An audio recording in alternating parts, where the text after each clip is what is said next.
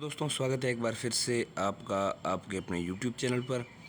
एक बार फिर से हम हाजिर हैं और ये हैं हिंदी साहित्य श्रृंखला का दूसरा वीडियो। आज हम पढ़ेंगे उत्तर प्रेमचंद युग। हिंदी कहानी के विकास में 1935 से 1955 ईस्वी का समय उत्तर प्रेमचंद युग कहलाता है। यह युग दो विचारधाराओं के प्रभाव का युग है, मार्क्सवाद तथा मनोविश्लेषणवाद। मार्क्सवाद से प्रभावित धारा को प्रगतिवादी या समाजवादी कहानी कहते हैं, जबकि फ्रॉयड के मनोविश्लेषण से प्रभावित धारा को वैज्ञानिक या मनोविश्लेषणवादी कहानी कहा जाता है। तो प्रगतिवादी या समाजवादी कहानी आपके समक्ष नाम आए तो समझ लीजिएगा कि मार्क्सवादी विचारधारा से प्रभावित है, और अगर मनोविश्लेषणवादी कहानी या मनोवैज्ञानिक कहानी इस तरह का नाम आपके समक्ष आए तो समझ लीजिएगा कि ये फ्रॉयड की विचारधारा से प्रभावित हैं। तो सबसे पहले प्रगतिवादी कहानी क्या है इसको समझते हैं। प्रगतिवाद मार्क्सवाद का साहित्यिक संस्करण है। यानी मार्क्सवाद जिसे हम कहते हैं वो जब साहित्य में आ जाता है तो उसका नाम प्रगतिवाद हो जाता है। प्रगतिवाद मार्क्सवाद का साहित्यिक संस्करण है। इस धारा के रचनाकार समाजवादी यथार्थवाद के समर्थक हैं। समाजवादी यथार्थवाद, ठीक है, जिसके अनुसार जीवन यथार्थ की खोज आर्थिक परिस्थितियों में की जानी चाहिए। इस विचारधारा के अनुसार कहानी या साहित्य किसी भी विधा को वर्गीय शोषण व दमन का विरोध करना चाहिए। प्रगतिवादी लेखक शिल्प को गौण मानते हैं और मजदूर, किसान तथा अन्य वंचित वर्गों के शोषण व दमन का विरोध करने वाली संवेदना को साहित्य का प्राण तत्व मानते हैं। किसको प्राण तत्व मानते हैं? वो मानते हैं कि शिल्प विल्प ये सब फालतू की चीज़ें हैं। मजदूर, किसान और अन्य वंचित वर्गों का शोषण, उनका दमन जो है, उनका विरोध करने वाली संवेदना जो है, वही साहित्य का प्राण तत्व हैं। इस धारा के सबसे समर्थ लेखक यशपाल हैं। यशपाल की अधिकांश कहानियों के मूल में प्रगतिवादी चेतना देखी जा सकती हैं। उदाहरण के लिए भूख के 3 दिन यशपाल की ये रचना है। ये कहानियों में बेरोजगारी और वर्ग भेद की समस्याएं लगातार मुखर हुई हैं। यशपाल की अन्य कहानियाँ जैसे वो दुनिया, कई अन्य कहानियाँ जैसे वो दुनिया, इसके अलावा पराया सुख, इसके अलावा फूलों का कुर्ता आदि में भी उन्होंने आर्थिक शोषण, नारी शोषण, धार्मिक आडंबर जैसी समस्याओं पर चोट की हैं। यशपाल प्रगतिवादी कहानी के अच्छे लेखकों में शीर्ष पर हैं। अपनी कुछ कहानियों में यशपाल ने कुछ अन्य पहलुओं को भी छुआ है। उदाहरण के लिए तुमने क्यों कहा था मैं सुंदर हूँ। तुमने क्यों कहा था मैं सुंदर हूँ, ये सिंगल इन्वर्टेड कॉमा में लिखा हुआ है, मतलब ये एक नाम है कहानी का। इस कहानी में ये कहानी जो है मनोवैज्ञानिक प्रकृति की कहानी है, जिसमें लेखक स्पष्ट करना चाहता है कि मैं काम चेतना की सहज संतुष्टि अनेक रोगों की दवा है। लगभग ऐसा ही भाग उतनी की माँ और तुमने क्यों कहा था मैं सुंदर हूँ कहानी में व्यक्त हुआ है, इसी तरह का भाव। यशपाल के अलावा इस धारा के अन्य लेखकों में राहुल सांकृत्यायन, नागार्जुन, रांगे राघव प्रसिद्ध हैं। राहुल सांकृत्यायन, नागार्जुन, रांगे राघव और यशपाल। मनोवैज्ञानिक या मनोविश्लेषणवादी कहानी। मनोवैज्ञानिक कहानी धारा फ्रॉयड के मनोविश्लेषणवाद से वैचारिक प्रभाव ग्रहण करती हैं। इसमें मुख्यतः 3 कहानीकार शामिल हैं: जैनेंद्र, इलाचंद्र जोशी तथा अज्ञेय। फ्रॉयड का दावा था कि मनुष्य का जीवन जिन मूल प्रवृत्तियों से संचालित होता है उनमें है लिविडो या काम चेतना सबसे महत्वपूर्ण है। उसके अनुसार किसी व्यक्ति के मन का अध्ययन चेतन के स्तर पर करना भ्रामक व अपर्याप्त है, क्योंकि मन का बड़ा हिस्सा अवचेतन और अचेतन से मिलकर बनता है। व्यक्ति के मानसिक विकार, उसकी कुंठाएँ या ग्रंथियाँ इत्यादि अचेतन के स्तर पर ही समझी या सुलझाई जा सकती हैं। इसके अलावा उसने व्यक्ति के सामाजिक व्यवहार को ईगो और सुपर ईगो की क्रिया प्रतिक्रिया के माध्यम से व्याख्यायित किया। इड, ईगो और सुपर ईगो। फ्रॉयड ने अपनी धारणाओं के पक्ष में हजारों प्रयोग भी किए और देखते ही देखते दुनिया भर में उसके प्रशंसकों की संख्या बढ़ने लगी। यही प्रभाव जैनेंद्र, इलाचंद्र जोशी और अज्ञेय जैसे हिंदी लेखकों पर भी पड़ा। मनोवैज्ञानिक कहानियों में कथा वस्तु बाहरी जीवन यानी सामाजिक, राजनीतिक, आर्थिक जीवन की न होकर के व्यक्ति के आंतरिक जीवन से संबंधित होती हैं। इन कहानियों में घटनाओं का महत्व कम हो जाता है और चरित्रों के अंतर्द्वंद्व, चिंतन मनन, आत्मविश्लेषण आदि का महत्व बढ़ जाता है। इनकी भाषा सीधी सपाट न होकर बेहद प्रतीकात्मक हो जाती हैं। लेखक की कोशिश रहती है कि चरित्र के चेतन और अवचेतन की फाँक को पाठक तक पहुंचा सके और इस प्रक्रिया में पाठक को भी अपने व्यक्तित्व के भीतर तहों को समझने की अंतर्दृष्टि दे सके। प्रमुख मनोविश्लेषणवादी कहानीकार जैनेंद्र।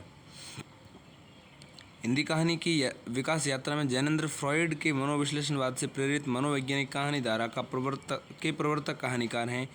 फ्रॉयड के साथ साथ जैनेंद्र पर गांधी और भारतीय दर्शन का भी प्रभाव साफ नजर आता है। जैनेंद्र ये मानते थे कि समस्याएं बाहर ही नहीं, मनुष्य के भीतर भी होती हैं। इसलिए उन्होंने अपनी कहानियों में मानव जीवन की सूक्ष्म परतों का उद्घाटन किया है। पाजेब, खेल जैनेंद्र की सबसे प्रसिद्ध कहानियां हैं। पाजेब बच्चों पर बड़ों के वर्चस्व की कथा है और जबकि खेल में पुरुषों की विध्वंसक प्रकृति और नारी की सर्जक प्रकृति का द्वंद्व दिखाया गया है। खेल जो है पुरुषों की विध्वंसक प्रकृति और नारी की सर्जक प्रकृति का द्वंद्व दिखाया गया है। जैनेंद्र की कहानियाँ पारिवारिक जीवन के भीतर स्त्री की नियति, विडंबनाओं का उद्घाटन भी करती हैं।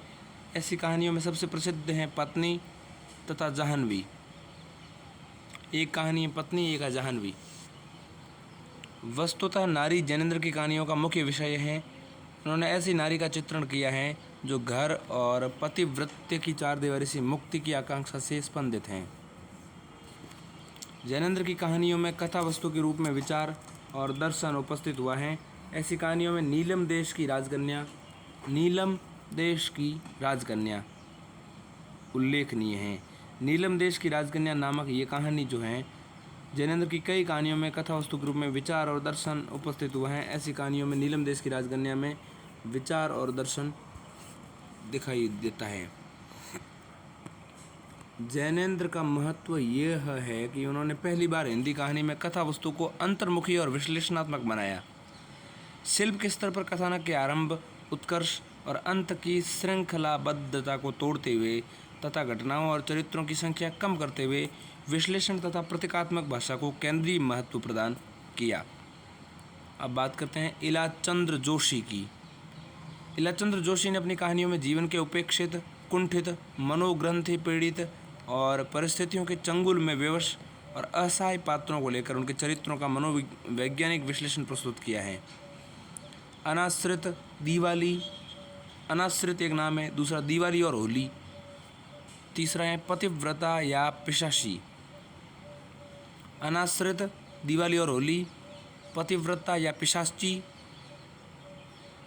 उनकी प्रमुख कहानियाँ हैं। अब देखते हैं कहानीकार अज्ञेय। अज्ञेय आधुनिक हिंदी साहित्य के शिखर रचनाकार हैं जिन्होंने कविता, उपन्यास, निबंध और आलोचना के साथ साथ कहानी लेखन के क्षेत्र में भी महत्वपूर्ण योगदान दिया है।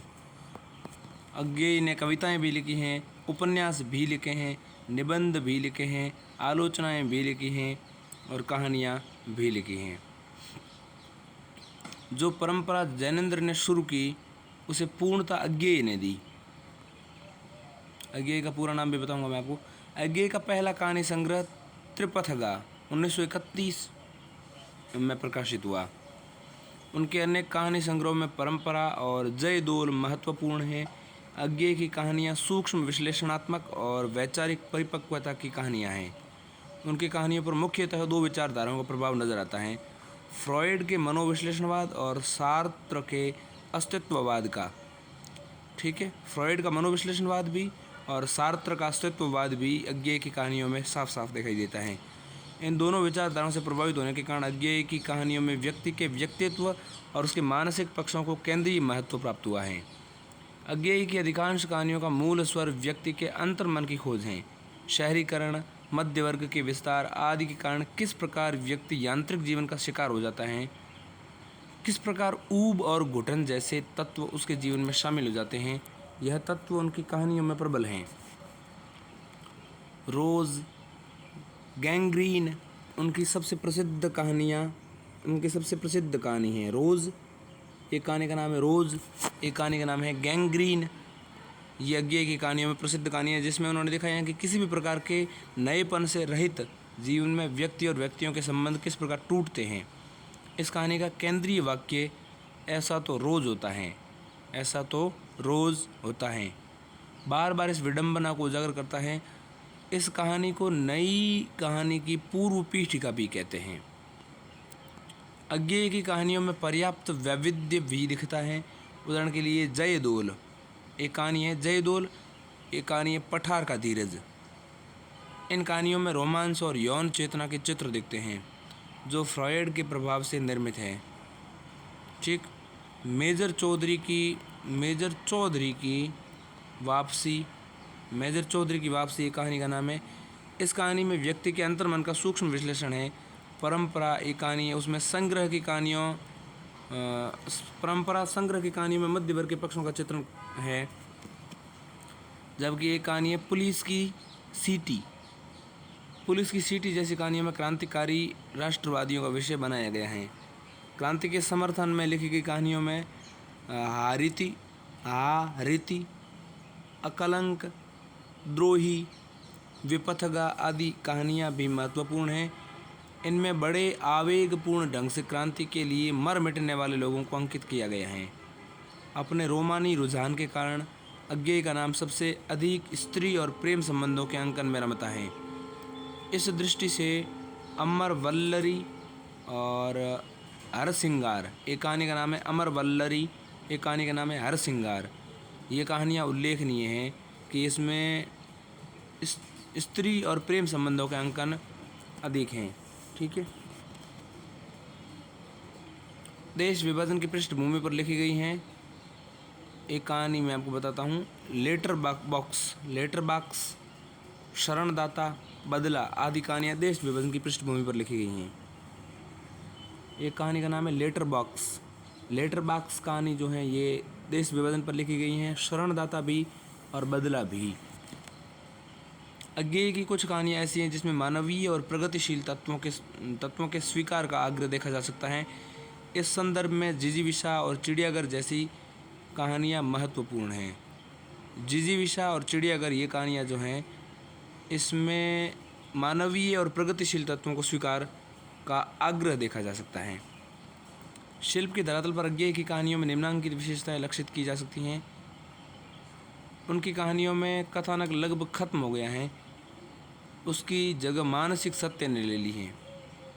इसके अलावा कहानी का पारंपरिक ढांचा जिसमें आरंभ, उत्कर्ष और अंत में श्रृंखलाबद्धता होती है, उसकी श्रृंखलाबद्धता होती थी। अज्ञेय की कहानियों में वह श्रृंखलाबद्धता टूट जाती है। आरंभ, उत्कर्ष और अंत। ठीक। इसके अलावा कहानी का अंत किसी आदर्श या उद्देश्य के बिंदु पर नहीं होता। इसके अलावा अज्ञेय ने अपनी कहानियों में भाषा का अत्यंत सजग एवं सदा हुआ प्रयोग किया है। वह शब्दों का अपव्यय नहीं दिखाई देता। बिंबात्मकता एवं प्रतीकात्मकता का गुण उनकी भाषा में दिखाई देता है। इसके अलावा शैली के धरातल पर पूर्व दीप्ति, चेतना प्रवाह, प्रत्यावलोकन, पत्र आदि शैलियों का प्रयोग अज्ञेय की कहानियों में दिखाई देता है। अज्ञेय की कहानियाँ देखिएगा, पूर्व दीप्ति, चेतना प्रवाह, प्रत्यावलोकन और पत्र शैली। तो पूर्व दीप्ति शैली, चेतना प्रवाह शैली, प्रत्यावलोकन शैली और पत्र शैली ये अज्ञेय की कहानियों में दिखाई देते हैं। अज्ञेय ने हिंदी कहानी परंपरा को कई स्तरों पर समृद्धि प्रदान की। सर्वप्रथम उन्होंने घटनाओं के स्थान पर सूक्ष्म विश्लेषण को कहानी का आधार बनाया। इसके अलावा उन्होंने मनोविश्लेषणवाद और अस्तित्ववाद जैसी पश्चिमी विचारधाराओं को भारतीय स्थितियों के अनुसार ढालने का सृजनात्मक कार्य किया।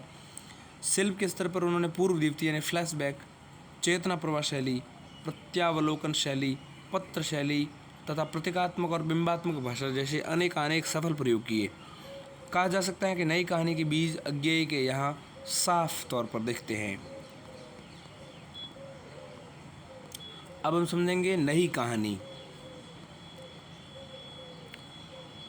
चौथा जो चरण है वो है कहानी के विकास का, वो है नई कहानी। नई कहानी हिंदी कहानी के इतिहास का सबसे महत्वपूर्ण आंदोलन है, जो मोटे तौर पर 1955 से 1963 के बीच विकसित हुआ। 1956 ईस्वी में भैरव प्रसाद गुप्त के संपादन में नई कहानी नाम से एक विशेषांक निकला, जिसमें 18 लेखकों की कहानियाँ शामिल की गई। नई कहानी, ठीक है, भैरव प्रसाद गुप्त के संपादन में 1956 में ये विशेषांक निकला।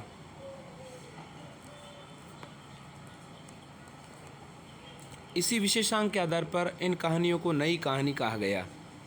नई कहानी के प्रस्तावकों में मोहन राकेश, राजेंद्र यादव, कमलेश्वर शामिल हैं।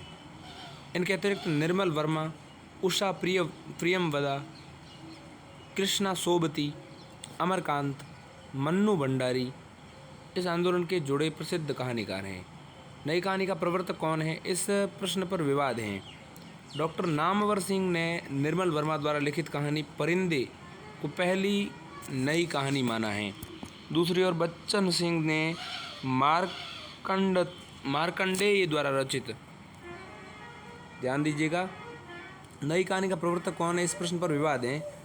डॉक्टर नामवर सिंह ने निर्मल वर्मा द्वारा लिखित कहानी को, डॉक्टर नामवर सिंह जो हैं इन्होंने निर्मल वर्मा, उनके द्वारा लिखी गई कहानी परिंदे, निर्मल वर्मा जो है उन्होंने परिंदे कहानी लिखी है, उनको पहली नई कहानी माना है।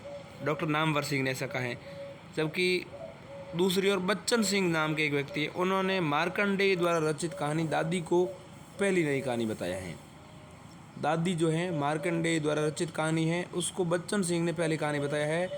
जबकि परिंदे निर्मल वर्मा द्वारा कहानी जो रचित की थी, परिंदे को नामवर सिंह ने पहली कहानी बताया है, दादी को बच्चन सिंह ने पहली कहानी बताया है।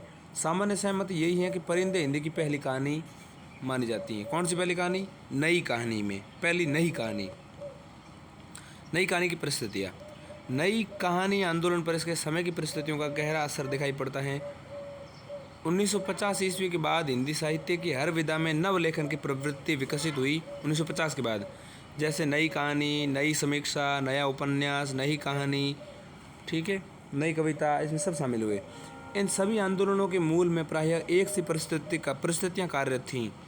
इस समय आज़ादी से मोह भंग होने लगा था, जिसने साहित्यकारों को निरर्थकता बोध से भर दिया था। इसी समय तीव्र शहरीकरण होने लगा।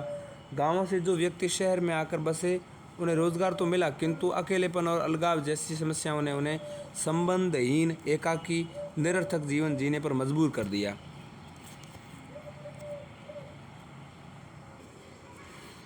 इस समय आज़ादी से मोह भंग होने लगा था, जिसने साहित्यकारों को निरर्थकता बोध से भर दिया। इसी समय तीव्र शहरीकरण होने लगा। गांव से जो व्यक्ति शहर में आकर बसे, उन्हें रोजगार तो मिला, किंतु अकेलेपन और अलगाव जैसी समस्या उन्होंने संबंधहीन, एकाकी और निरर्थक जीवन जीने पर मजबूर कर दिया। इसी समय शहरी व शिक्षित मध्य वर्ग का तेजी से विकास हुआ, जो सामाजिक दायित्वों के स्थान पर अपने व्यक्तिगत हितों व सपनों को लेकर ज़्यादा चिंतित था।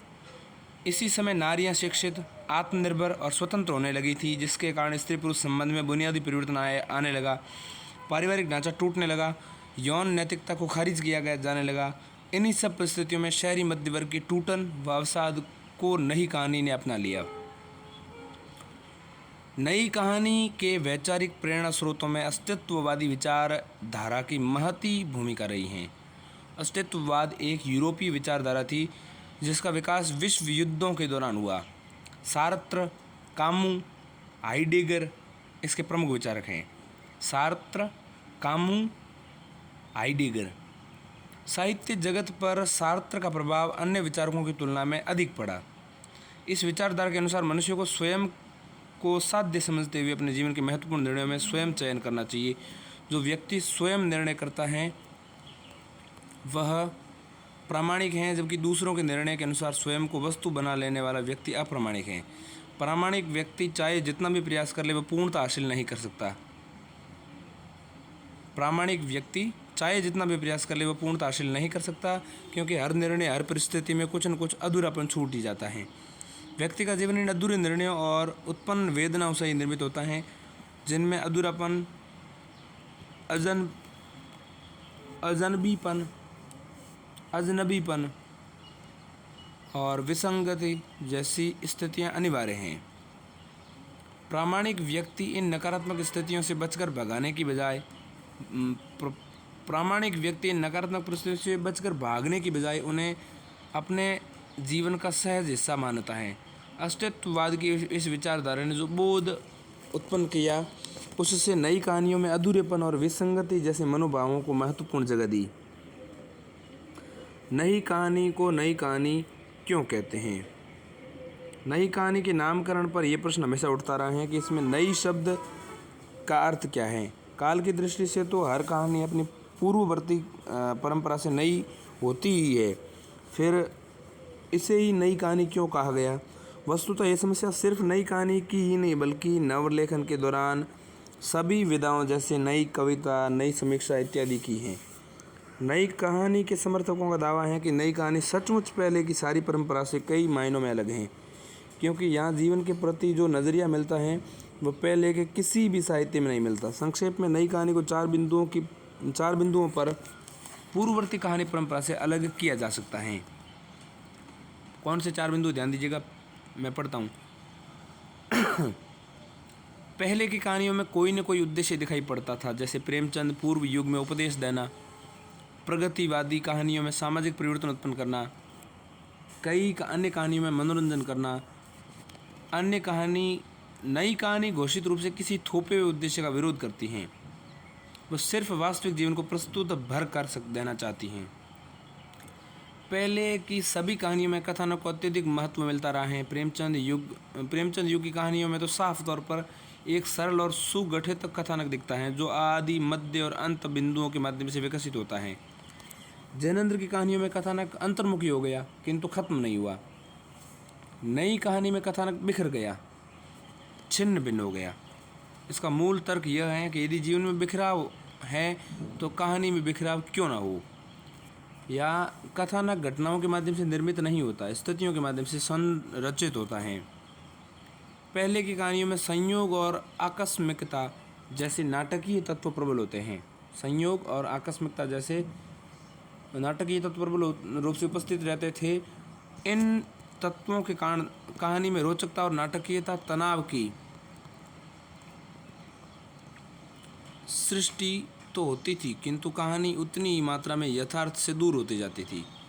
नई कहानी संयोग से तत्व से सामान्यतः परहेज करती हैं। ठीक संयोग तत्व से क्या करती हैं? परहेज करती हैं। यहाँ कुछ भी अचानक नहीं घटता, सभी चीज़ें स्वाभाविक रूप से दिखती हैं। पहले की कहानियों के केंद्र में या तो उच्च वर्ग दिखता या कभी कभी निम्न वर्ग। बड़े घर की बेटी और कफन इन दोनों प्रवृत्तियों के उदाहरण हैं। मध्य वर्ग कहीं कहीं दिखता था किंतु मध्य वर्ग की विशिष्ट सोच तथा स्थितियों की जटिल प्रस्तुति नहीं होती थी। जैनेंद्र और अज्ञेय ने इस प्रवृत्ति को शुरू जरूर किया किंतु नई कहानी ही वह आंदोलन बना जिसने शहरी मध्य वर्ग को कहानी के केंद्र में ला खड़ा किया। नई कहानी की विशेषताएं या प्रवृत्तियाँ। नई कहानी की सबसे महत्वपूर्ण घोषणा है अनुभूति की प्रामाणिकता या भोगे हुए यथार्थ पर बल। ये कहानीकार मार्क्सवाद, मनोविश्लेषणवाद या किसी भी अन्य विचारधारा को जीवन का अंतिम सत्य मानने को तैयार नहीं है। इनकी स्पष्ट मान्यता है कि कहानी जीवन के वास्तविक अनुभवों के प्रति जवाबदेह होनी चाहिए। मोहन राकेश तथा निर्मल वर्मा की कहानियों में भोगे हुए यथार्थ की छटपटाहट सबसे प्रबल रूप में दिखती हैं। मोहन राकेश की कहानियाँ और निर्मल वर्मा की कहानियाँ। नई कहानी के केंद्र में शहरी मध्य वर्ग का जीवन है। बड़े शहरों में मध्य वर्ग की कुछ विशिष्ट समस्याएं होती हैं, जैसे अपने जड़ों से उखड़ने की त्रासदी, सामाजिक संबंधों में अभाव से उत्पन्न होने वाला अकेलापन, संत्रास, अजनबीपन, निरर्थकता बोध। नई कहानी ने शहरी मध्य वर्ग की इन पीड़ाओं को विस्तारपूर्वक व्यक्त किया है। ऐसी प्रसिद्ध कहानियाँ हैं अकेली, मनु भंडारी के द्वारा लिखी गई कहानी, टूटना, राजेंद्र यादव के द्वारा लिखी गई कहानी, मोहन राकेश के द्वारा कहानी लिखी गई मिस पॉल। नई कहानी के सबसे प्रमुख विषय मानवीय संबंधों में विद्यमान बिखराव की समस्या है। जब ग्रामीण समाज अपने पारंपरिक ढांचे से अलग होकर शहरी मध्य वर्ग में शामिल हुआ तो संयुक्त परिवारों में बिखराव आना शुरू हुआ। पारिवारिक संबंध भी उपयोगितावादी नजरिए से देखे जाने लगे। नई कहानी में रिश्तों की ये टूटन अत्यंत मुख्य रूप से उपस्थित है। उषा प्रियमवदा की कहानी वापसी। उषा जो है प्रियमवदा, उनकी कहानी है वापसी। इसका प्रतिनिधि उदाहरण है रिश्तों का टूटना, ठीक है, जिसमें एक रिटायर्ड व्यक्ति अपने घर लौटता है तो पाता है कि वहाँ उसकी कोई ज़रूरत नहीं है। भीष्म साहनी की कहानी चीफ की दावत भी ऐसा ही उदाहरण है। भीष्म साहनी की कहानी चीफ की दावत, जिसमें एक वृद्धा के अनुपयोगी और अप्रस्तुति योग्य होने का दर्द व्यक्त हुआ। नई कहानी का एक अन्य महत्वपूर्ण विषय है नारी और पुरुष के संबंधों में आया वो महत्वपूर्ण बदलाव। 19वीं सदी के नव जागरण से जो नारी मुक्ति आंदोलन शुरू हुआ, उसने 1955 ईस्वी तक पहुँचते पहुँचते नारी को कई आर्थिक सामाजिक प्रतिबंधों से मुक्त कर दिया। शहरों में रहने वाली ये आत्मनिर्भर नारी आत्मसम्मान से समझौता करने को तैयार न थी, जबकि सामंती परंपराओं की जकड़न से बंधा हुआ पुरुष उसे स्वतंत्र व्यक्ति का दर्जा देने को तैयार न था। इसका स्वाभाविक परिणाम यह निकला कि इस दौर में तलाक और विवाहेतर संबंध जैसी प्रवृत्तियां तेजी से उभरने लगीं। नई कहानी में व्यापक स्तर पर यह तनाव परिलक्षित होता है। उदाहरणार्थ सावित्री नंबर 2 धर्मवीर भारती की कहानी है। लंदन की एक रात निर्मल वर्मा की कहानी है। यही सच है मनु भंडारी की कहानी। मोहन राकेश की कहानी एक और जिंदगी, ठीक है। तो विवाहेतर संबंध और तलाक इन सब में दिखाई देता है। नई कहानी यौन नैतिकता की पुनर्व्याख्या करती हैं। परंपरा में माना जाता रहा है कि कोई व्यक्ति नैतिक है या नहीं, इसका निर्णय उसके यौन जीवन की एक निष्ठता से किया जाना चाहिए। नई कहानी के समर्थक इस धारणा को नकारते हैं। उनका दावा है कि नैतिकता इस बात से तय होती है कि व्यक्ति समाज के प्रति कितने कर्तव्य निभाता है। व्यक्ति की यौन इच्छाएं तो भूख, नींद और भय की तरह स्वाभाविक प्रवृत्तियां हैं जिन्हें नैतिकता से नहीं जोड़ा जा सकता। धर्मवीर भारती और मोहन राकेश की कहानियों में ये बात प्रखर रूप से दिखाई देती है। कृष्णा सोबती की लंबी कहानी जो है मित्रों मर जानी स्त्री के संबंध में यौन नैतिकता को नए प्रतिमान करती हैं। नई कहानी में कुछ कहानियाँ ऐसी भी मिलती हैं जो शहरी यथार्थ और संबंधों के टूटने जैसे विषयों से भिन्न हैं। ये वे कहानियाँ हैं जिनमें अपने समय की सामाजिक समस्याओं का दंश नजर आता है। ऐसी प्रसिद्ध कहानियों में अमरकांत उनकी कहानी है जिंदगी और जोंक, वंचित वर्ग के शोषण की समस्या इसमें की गई हैं। मोहन राकेश की कहानी है एक मलबे का मालिक, विभाजन की त्रासदी इसमें दी हुई है। इसके अलावा धर्मवीर भारती की कहानी है गुल की बन्नो, स्त्री के सामाजिक वंचन की समस्या इसमें है। इसके अलावा हरिशंकर परसाई की भोला राम का जीव, हरिशंकर परसाई की कहानी है भोला राम का जीव। इसमें व्यवस्था में निहित भ्रष्टाचार की समस्या प्रमुख है। नई कहानी की एक महत्वपूर्ण विशेषता शिल्प के स्तर पर नजर आती है। पहले की कहानियों में भी शिल्पगत परिवर्तन होते रहे, किंतु जितनी प्रयोगशीलता नई कहानी में दिखती हैं उतनी और कहीं नहीं। शिल्प के स्तर पर नई कहानी ने निम्नांकित महत्वपूर्ण बदलाव किए हैं। नई कहानी में क्या क्या बदलाव आए हैं? पहले की कहानी में कथानक की एक निश्चित संरचना जरूर उपस्थित होती थी, जिसमें घटनाओं की श्रृंखला आदि, मध्य और अंत, द्वंद्व और चरम सीमा आदि के माध्यम से निश्चित क्रमानुसार बढ़ती थी। किंतु इस कहानी में घटनाओं की श्रृंखला जो है नज़र नहीं आती। किसी छोटी सी घटना या क्षणिक अनुभूति पर ही पूरी कहानी लिख दी जाती हैं। एकाध कहानी में तो दोहरे और समानांतर कथानक का प्रयोग हुआ है। जैसे कमलेश्वर की कहानी जो है राजा निरबंसिया में दोहरे और समानांतर कथानक हैं। इसके अलावा जिसमें राजा रानी की लोक कथा के समानांतर जगपति और चंदा की वर्तमान जीवन कथा चलती है। इसके अलावा नई कहानी की दूसरी शिल्पगत विशिष्टता भाषा के स्तर पर दिखती हैं। ये भाषा प्रेमचंद की परंपरा की नहीं, बल्कि प्रसाद, जैनेन्द्र और अज्ञेय की भाषिक परंपरा के परिमार्जन से निर्मित हुई भाषा है। इस भाषा में प्रतीकात्मकता, बिंबात्मकता और लयात्मकता के तत्व इतनी गहराई से घुले मिले हैं कि यह कहानी की भाषा जैसा असर छोड़ती है। ये कहानी जो है कविता की भाषा जैसा असर छोड़ती हैं। इस भाषा की पहचान कई कहानियों के शीर्षकों से हो जाती है, जैसे उलझते धागे, फौलाद का आकाश, इंसान के खंडहर, मलबे का मालिक, छोटे छोटे ताजमहल, जिंदगी और गुलाब के फूल इत्यादि। इस काल में कहानी लेखन की नई नई शैलियाँ विकसित हुई हैं। पत्र शैली, चेतना प्रवाह, प्रत्यावलोकन शैली तो सीमित मात्रा में पहले भी दिखती थी। नई कहानी ने इसके अतिरिक्त डायरी शैली, फंतासी शैली का भी पर्याप्त प्रयोग किया है। अब नई कहानी की सीमाएं देखते हैं। कई आलोचकों ने नई कहानी की आंदोलन की सीमाओं पर चर्चा की है, उस पर कई आरोप लगाए। उनकी प्रमुख सीमाएं किस प्रकार है देखिए। नई कहानी का दावा था कि प्रामाणिक अनुभूतियों की कहानी है ये। 1960 तक पहुंचते पहुंचते ये स्थिति आ गई कि जब मौलिक अनुभव नहीं बचे तो ये कहानीकार अनुभूतियों की खोज करने लगे और भोगा हुआ यथार्थ यहाँ पहुंचकर सोचा हुआ यथार्थ नजर आने लगा। भोगा हुआ यथार्थ यहाँ पहुँच करके सोचा हुआ यथार्थ नजर आने लगा। मतलब भोगा हुआ यथार्थ सारे जब भोगी हुई सारी घटनाएं जब लिख दी गई तब सोचा हुआ यथार्थ ये लिखने लगे। ये बात ठीक है ना कि ठीक है कि नई कहानी में व्यक्त समस्याएं अपने समय के ऐतिहासिक दबावों से उत्पन्न है, किंतु एक तो वे समस्याएं केवल शहरी मध्य वर्ग की हैं, न कि समाज के अधिकांश सदस्यों की।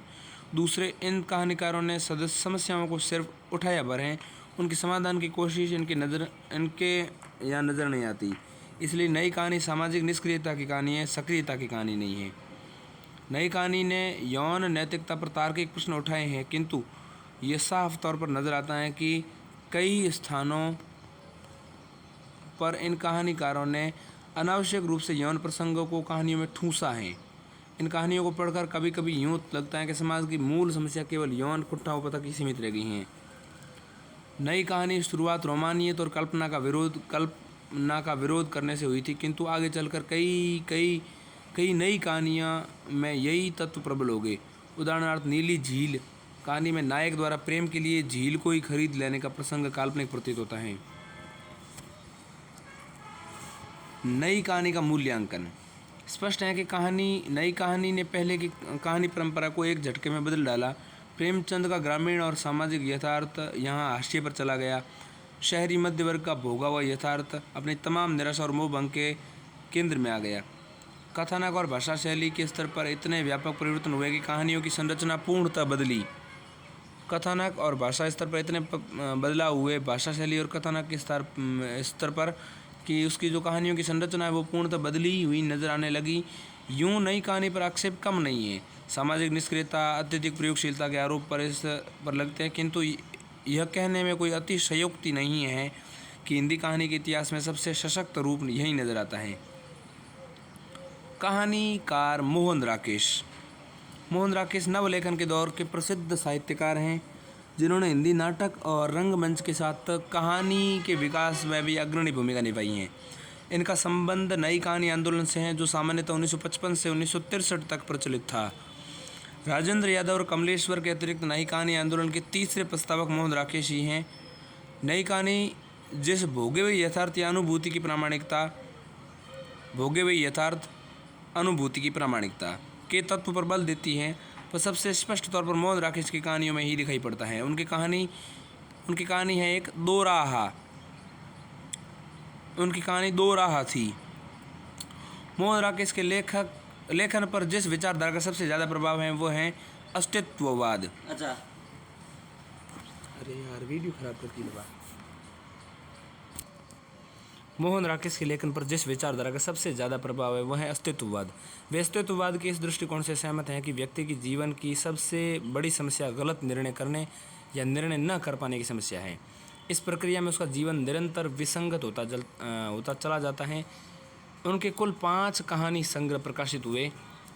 इंसान के खंडहर 1, नए बादल 2, जानवर और जानवर 3, एक और जिंदगी 4 और फौलाद का आकाश 5। मोहन राकेश की कहानियों का पहला संग्रह इंसान के खंडहर हैं। इन कहानियों में वे अपने आसपास के जीवन को खुली आंखों से देखते हैं और मंदिरों में धर्म के नाम पर पलने वाली विद्रूपताओं का उद्घाटन करते हैं। इस संदर्भ में खंडहर और सीमाएं विशेष रूप से उल्लेखनीय हैं। खंडहर में मंदिर और गली के परिवेश में कुंठित वासनाओं का चित्रण किया गया है। मरुस्थल कहानी वस्तुतः पूंजीवाद सभ्यता का मरुस्थल है। मरुस्थल कहानी वस्तुतः पूंजीवादी सभ्यता का मरुस्थल है, उसमें पनपते संबंधों का मरुस्थल है। कहानी राजस्थान के परिवेश पर केंद्रित है, लेकिन यह बाह्य मरुस्थल अपने आप प्रतीकार्थ में जिस आंतरिक मरुस्थल की ओर संकेत करना चाहते हैं वह कहानी में महत्वपूर्ण बनाता है। वासना की छाया और कंबल एक कहानी है। वासना की छाया एक कहानी है। कंबल ये मनुष्य की आदिम प्रवृत्तियों पर केंद्रित हैं। वासना की छाया का बूढ़ा जाट वासना की छाया का बूढ़ा जाट अपनी पत्नी की मृत्यु के बाद स्त्री के सहवास सुख से वंचित, सब ओर से निराश होकर अपनी 13 वर्षीय बेटी पुष्पा को बदलकर अपने लिए औरत ले आता है। बूढ़ा जाट अपनी पत्नी की मृत्यु के बाद स्त्री की सेवा सुख से वंचित, सब ओर से निराश होकर अपनी 13 वर्षीय बेटी पुष्पा को बदलकर अपने लिए औरत ले आता है। इसे बुरा भी नहीं समझा जाता। कंबल शरणार्थियों की बेबसी और उनकी असहायता से लाभ उठाने की प्रवृत्ति की कहानी है। मोहन राकेश के समूचे रचना काल में ऐसी कहानियों की सूची काफ़ी लंबी है जिनमें वे स्त्री और पुरुष को अलग अलग इकाई मानकर उनकी लक्षणीयता, हताशा, कुंठाओं, तनावों और निर्णयहीनता से उत्पन्न विक्षोभ को चित्रित करना चाहते हैं। खाली और एक और ज़िंदगी कहानियाँ इस संदर्भ में विशेष रूप से उल्लेखनीय हैं। एक और ज़िंदगी में नायक न तो छूटी हुई ज़िंदगी को छोड़ पाता है और न ही नई ज़िंदगी को सहजतापूर्वक स्वीकार कर पाता है। मोहन राकेश की कहानियों का केंद्रीय विषय संबंधों की टूटन है, जो स्त्री पुरुष संबंधों में आए बदलाव का परिणाम है। राकेश ने लिखा है कि मेरी कहानियाँ संबंधों की यंत्रणा को अपने अकेलेपन में झेले लोगों की कहानियाँ हैं। इस दृष्टि से मिस पाल उनकी सबसे प्रसिद्ध कहानी है। अपनी कुछ कहानियों में उन्होंने स्वतंत्र होती हुई नारी की जीवन में निहित त्रासदी को भी उभारा है। ऐसी कहानियों में ग्लास टैंक सबसे प्रसिद्ध कहानी है।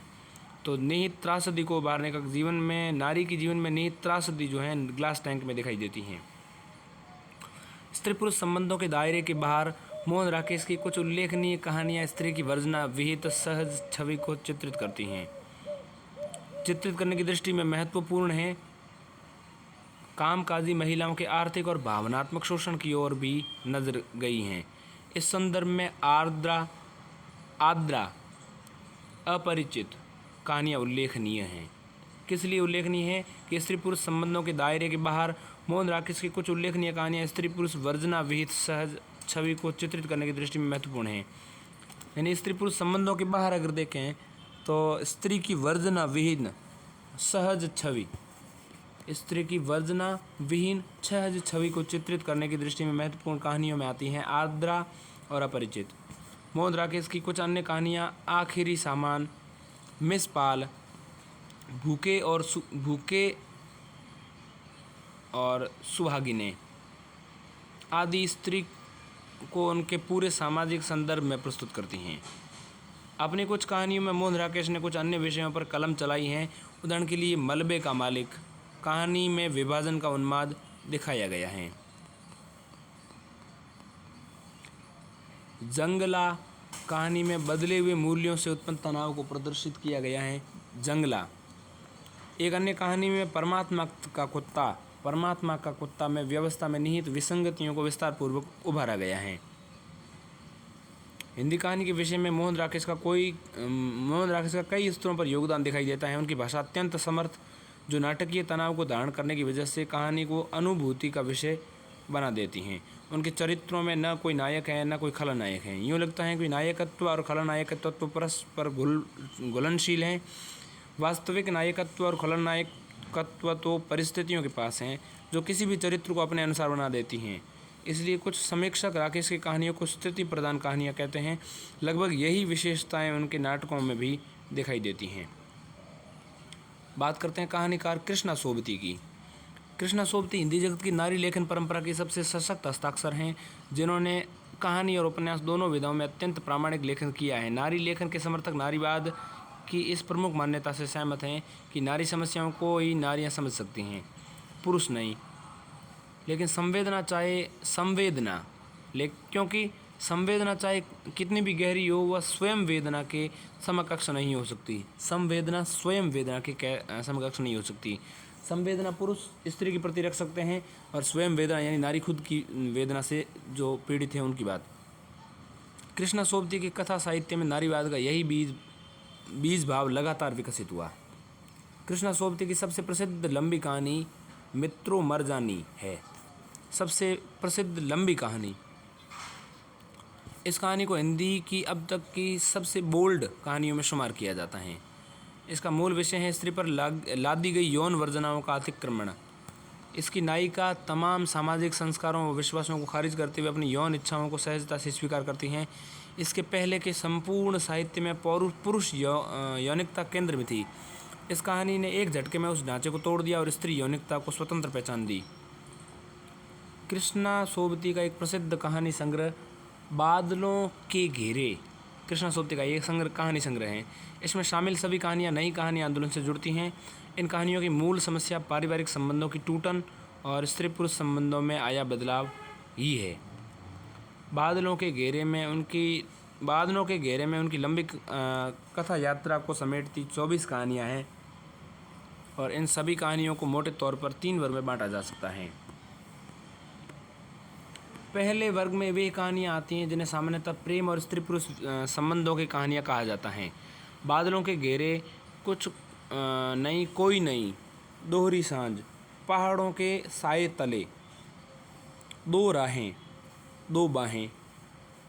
मैं देखो कहानी बताता हूँ। बादलों के घेरे, कुछ नहीं कोई नहीं, एक कहानी का नाम दोहरी सांझ, एक कहानी का नाम है पहाड़ों के साए तले, दो राहें दो बाहें आदि इसी वर्ग की कहानियाँ हैं। ठीक है, जिसमें प्रेम और स्त्री पुरुष संबंधों की कहानियाँ, जिन्हें हम कह सकते हैं पहली वर्ग की कहानियाँ ये हैं। इन कहानियों में एक सैलानी किस्म की युवती को केंद्र में रखकर असफल प्रेम की रोमानी और काफ़ी कुछ भावुक लगने वाली स्थितियों को बना गया है। दूसरे वर्ग में कहानियों में स्त्री की नियति को उसके परिवेशगत द्वंद्वात्मक संबंधों के संदर्भ में आंकने की कोशिश की गई है।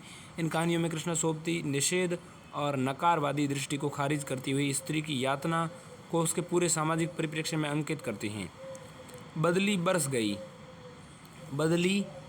गई, गुलाब जल गंडेरिया और आजामी शम्मो जानकी। बदली बरस गई, गुलाब जल गंडेरियाँ, आज़ादी शम्मो जानकी इसी वर्ग की उल्लेखनीय कहानियाँ हैं। तीसरे वर्ग की कहानियाँ अविभाजित पंजाब और देश विभाजन की त्रासदी, यातनाओं और विडंबनाओं से संबंधित हैं। मानवीय सद्भाव के क्षरण उसके भयावह दौर में भी भावुक हुए बिना कृष्णा सोबती उस मानवीय तत्व को रेखांकित करती हैं जो मनुष्य में बचे हुए विश्वास को जिंदा रखे हुए था। सिक्का बदल गया,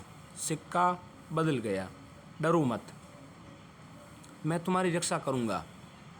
सिक्का बदल गया, डरो मत, मैं तुम्हारी रक्षा करूँगा आदि कुछ ऐसी ही कहानियाँ हैं। कृष्णा सोबती ने अपने प्रत्येक कहानी में कथ्य के अनुरूप भाषा का चयन किया है, इसलिए हर रचना में भाषा अपनी पारंपरिक अभिव्यक्ति को तोड़कर एकदम अभिव्यक्ति ढूंढने में सक्षम हो सकती हैं। इन कहानियों की भाषा मन की सूक्ष्म संवेदनाओं को पकड़ने की क्षमता रखती हैं।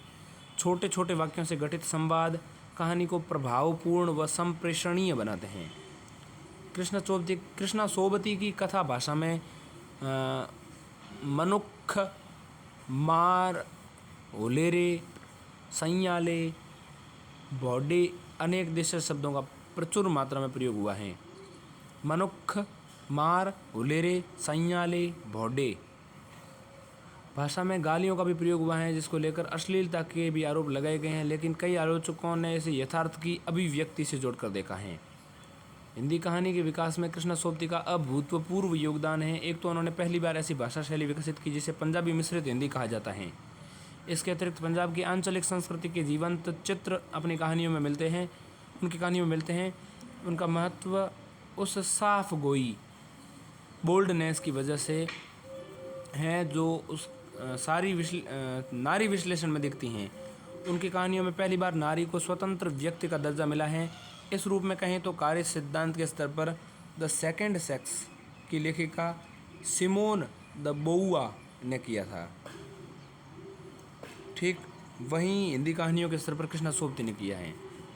यानी कि अगर तुलना करें तो कार्य सिद्धांत के स्तर पर द सेकंड सेक्स की लेखिका जो है सिमोन द बोउआ, वो काम जो किया था वही हिंदी कहानियों में कृष्णा सोबती ने किया है। अब हम बात करेंगे समकालीन कहानी या साठोत्तरी कहानी। साठोत्तरी यानी 60 के बाद की कहानियाँ।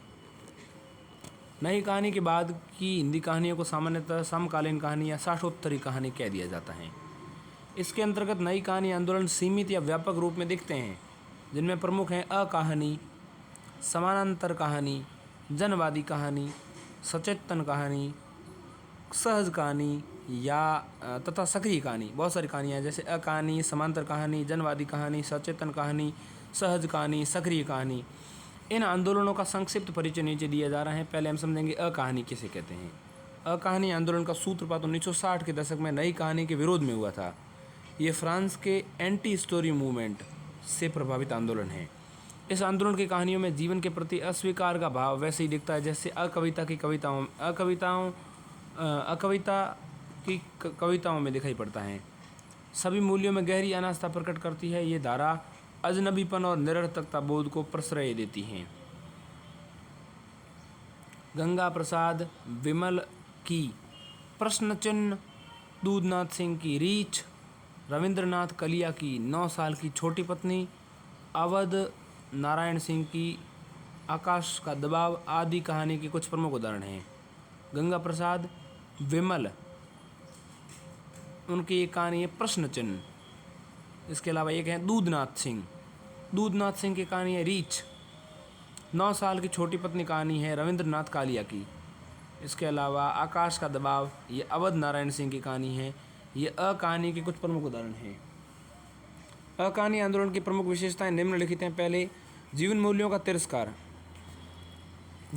तिरस्कार मतलब अकहानी जीवन मूल्यों को चुनौती देती हुई कुछ नए प्रश्न उपस्थित करती हैं। यही कारण है कि इसमें भावबोध के धरातल पर आत्मपीड़न, ऊब, अकेलापन, अजनबीपन और विसंगति का चित्रण दिखाई देता है। यह वह दर्शन है जिसके घेरे में अकहानी का बोध फंसा हुआ है, और इसी कारण से अकहानी में पारंपरिक कथा और धाराओं, अभिव्यक्ति के शिल्प और रचनागत मूल्यों की निर्मम अस्वीकृति का दर्शन होता है। डॉक्टर गंगा प्रसाद विमल अकहानी को व्याख्यायित करते हुए कहते हैं, डॉक्टर गंगा प्रसाद क्या कहते हैं अकहानी के बारे में?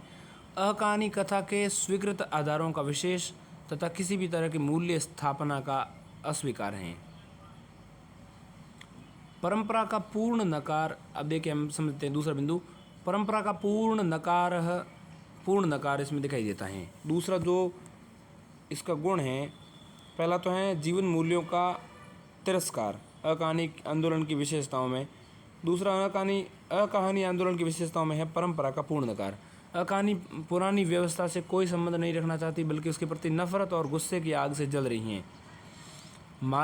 पुरानी पीढ़ी के प्रति, विशेष रूप से बूढ़ी माँ, बूढ़े बाप के प्रति अकहानी ने काफ़ी आक्रोश प्रकट किया है। अकहानी में पति पत्नी के दाम्पत्य जीवन के पुराने मूल्य, सत्यत्व, पतिव्रत आदि भी ध्वस्त होते हुए दिखाई पड़ते हैं। वहाँ पति पत्नी में आत्मीयता और आत्मरंगता की जगह घुटन, दबाव और नफरत ने ले ली है।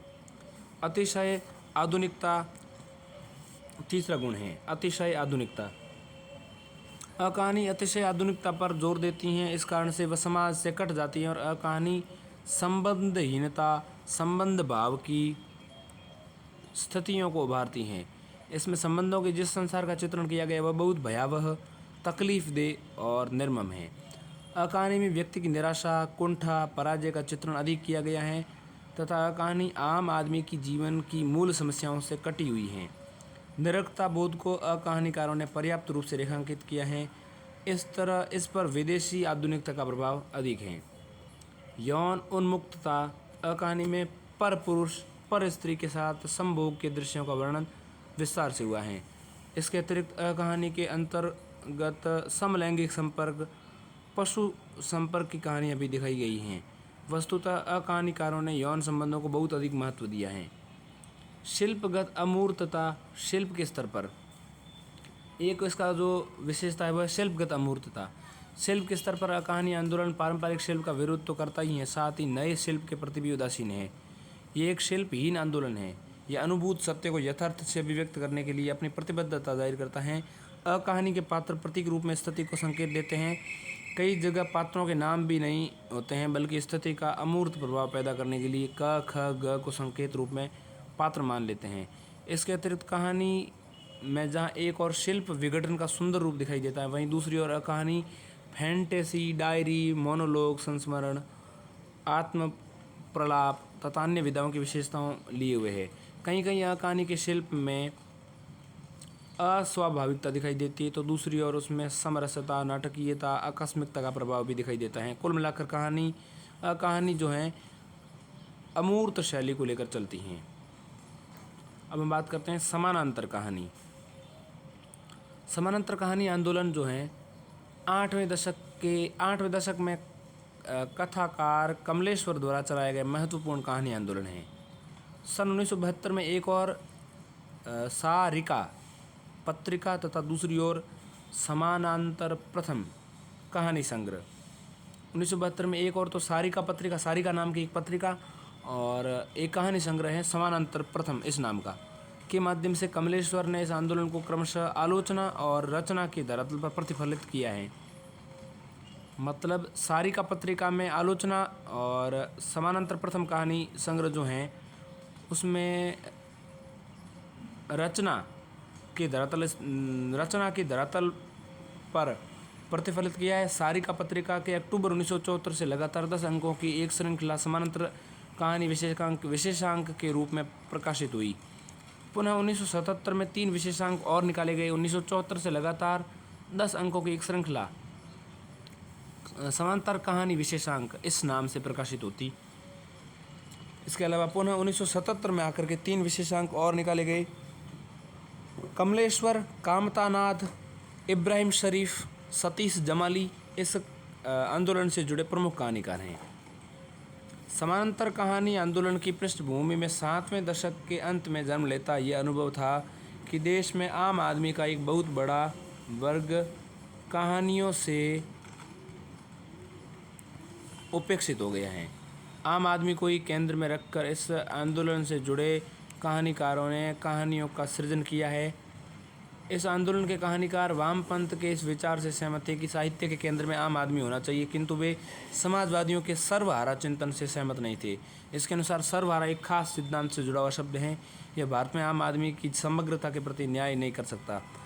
समानांतर कथानकों ने देश में आम आदमी के आर्थिक अभाव, संघर्ष और समस्याओं को पहचाना और इसी चेतना ने उन्हें आम आदमी को साहित्य के केंद्र में लाने की प्रेरणा दी। समानांतर कहानी के 2 पक्ष हैं। एक पक्ष में वह उन सारी शक्तियों के उन्मूलन का स्वर घोष करती हैं और जिनके कारण समाज में सामान्य आदमी ऐसे दम घोटू वातावरण में रहता है जहाँ उसकी न्यूनतम आवश्यकताओं की पूर्ति का आधार भी लुप्त हो गया है। दूसरे पक्ष में आम आदमी के संघर्ष की अभिव्यक्ति की गई है। आम आदमी का संघर्ष उस शोषण प्रधान व्यवस्था से है जिसमें सामंतवादी, पूंजीवादी, संप्रदायवादी शक्तियों की साजिश शामिल हैं। समानांतर कहानी में इस संघर्ष को बखूबी चित्रित किया गया है। समानांतर कहानी संस्थाओं और व्यवस्थाओं के वर्ग चरित्र की पहचान करती हैं और उन्हें बेनकाब करती हैं। समानांतर कहानी में शिल्प का आग्रह नहीं है।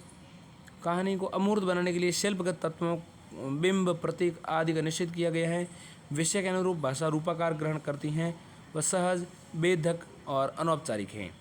जवाहर सिंह जो है उनकी एक कहानी है गुस्से में आदमी। इसके अलावा हिमांशु जोशी की एक कहानी है जलते हुए डैने। स्वदेश दीपक इनकी कहानी है तमाशा।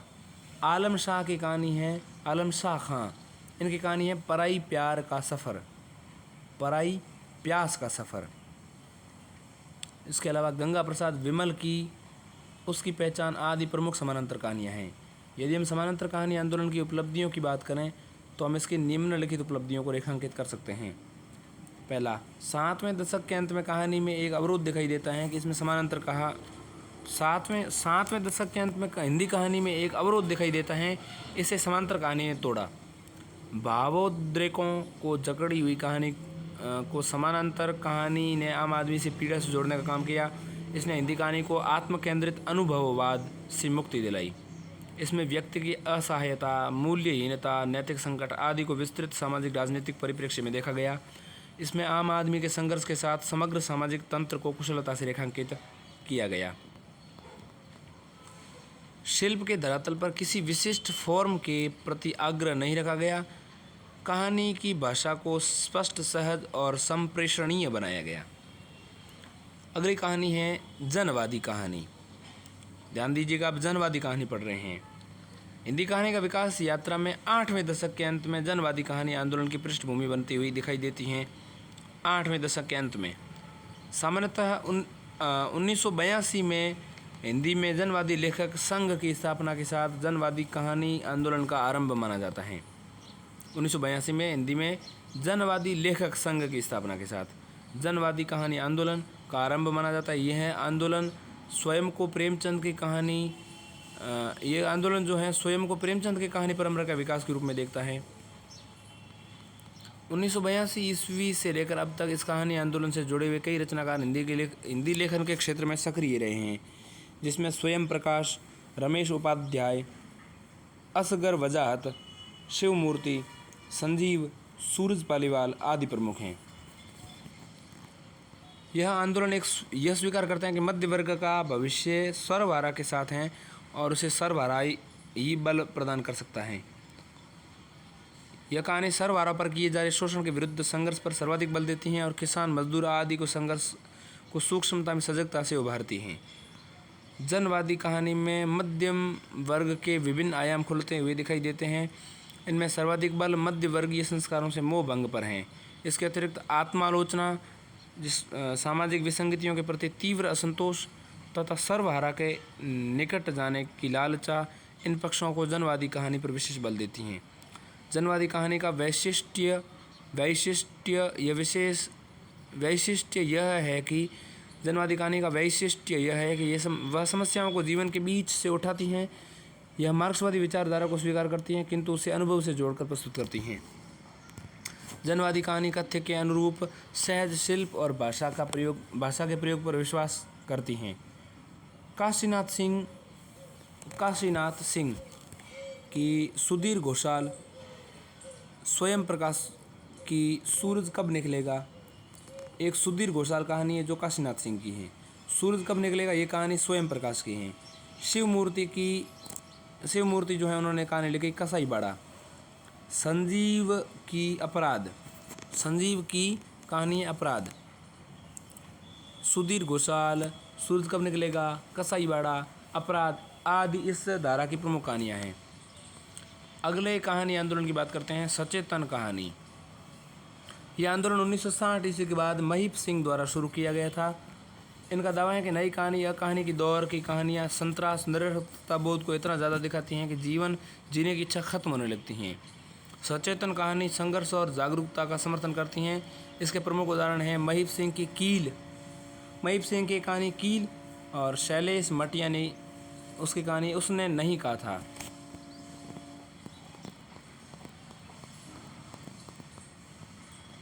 अब हम बात करते हैं सहज कहानी। इस आंदोलन के प्रवर्तक अमृत राय थे। हालांकि उन्होंने कहा है कि यह कोई आंदोलन नहीं है। सहज कहानी का दावा है कि इतने सारे आंदोलनों द्वारा कहानी पर विचारधाराएं थोपे जाने के कारण मूल कथा रस खत्म हो गया है, जो कहानियों का प्राण माना जाता है। अतः सहज विषयों और सहज भाषा में कहानी लिखना ही सहज कहानी की मांग है।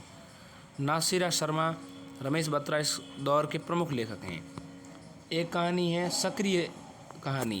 यह आंदोलन 1962 ईस्वी में राकेश वत्स द्वारा मंच पत्रिका के माध्यम से शुरू किया गया। इनका दावा है कि कहानीकारों को समस्याओं का निष्क्रिय प्रस्तुतिकरण नहीं करना चाहिए, बल्कि उनसे लड़ने का हौसला भी पाठक को देना चाहिए। राकेश वत्स की कुछ कहानियाँ इस दौर में प्रसिद्ध है, जैसे हमें अपनी लड़ाई खुद लड़नी है, एक न एक दिन। दो कहानियाँ यहाँ पर दिखाई हैं। हिंदी कहानी की वर्तमान स्थिति देखें तो विगत 2-3 दशकों से हिंदी कहानी परिवर्तन के दौर से गुजरती रही हैं। ये परिवर्तित युग परिवेश का परिणाम है। आर्थिक उदारीकरण, वैश्वीकरण का तीव्र प्रसार, सांप्रदायिकता का नव उभार, व्यक्तिवादिता के चरम उफान ने हिंदी कहानी को कथ्य और शिल्प दोनों ही स्तरों पर प्रभावित किया है। आर्थिक उदारीकरण और वैश्वीकरण को लेकर पुरानी पीढ़ी, बीच की पीढ़ी और नई पीढ़ी सभी पीढ़ियों के कथानककारों ने बेहतरीन कहानियाँ लिखकर अपने समय में सार्थक हस्तक्षेप किया है। वैश्वीकरण ने सामाजिक, आर्थिक, सांस्कृतिक, राजनीतिक सभी स्तरों पर परिवर्तन उपस्थित किया है। सार्वजनिक संस्थानों का निजी संस्थानों में बदल जाना, निजीकरण के नाम पर बहुराष्ट्रीय कंपनियों का आगमन, उनका बढ़ता वर्चस्व, उनके द्वारा उपभोक्तावाद, बाजारवाद का तीव्र प्रसार आदि ऐसी स्थितियाँ जिनमें वर्तमान हिंदी कहानी टकरा रही हैं। ऐसी कहानियों में निम्नलिखित कहानियाँ उल्लेखनीय हैं, जैसे संजीव की एक कहानी है काउंटडाउन, जय नंदन की कहानी है cheer up Cola Bloom, Uday Prakash की एक कहानी है वॉरेन हेस्टिंग्स का सांड। उदय प्रकाश की ही एक कहानी है पीली छतरी वाली लड़की। मोहम्मद आरिफ की कहानी है पापा का चेहरा। नीलाक्षी सिंह की कहानी है प्रतियोगी। अखिलेश इनकी कहानी है जल डमरू मध्य। वैश्वीकरण और इससे उत्पन्न प्रवृत्तियों ने भारतीय राजनीति और राजनेताओं को भी प्रभावित किया है। भ्रष्टाचार और घपले अब सामान्य बातें हो गई हैं जिनसे कोई भी राजनीतिक दल अछूता नहीं है। ऐसी चीज़ें सनसनी भी उत्पन्न नहीं करती। इस स्थिति पर इस स्थिति पर कई सशक्त कहानियाँ लिखी गई।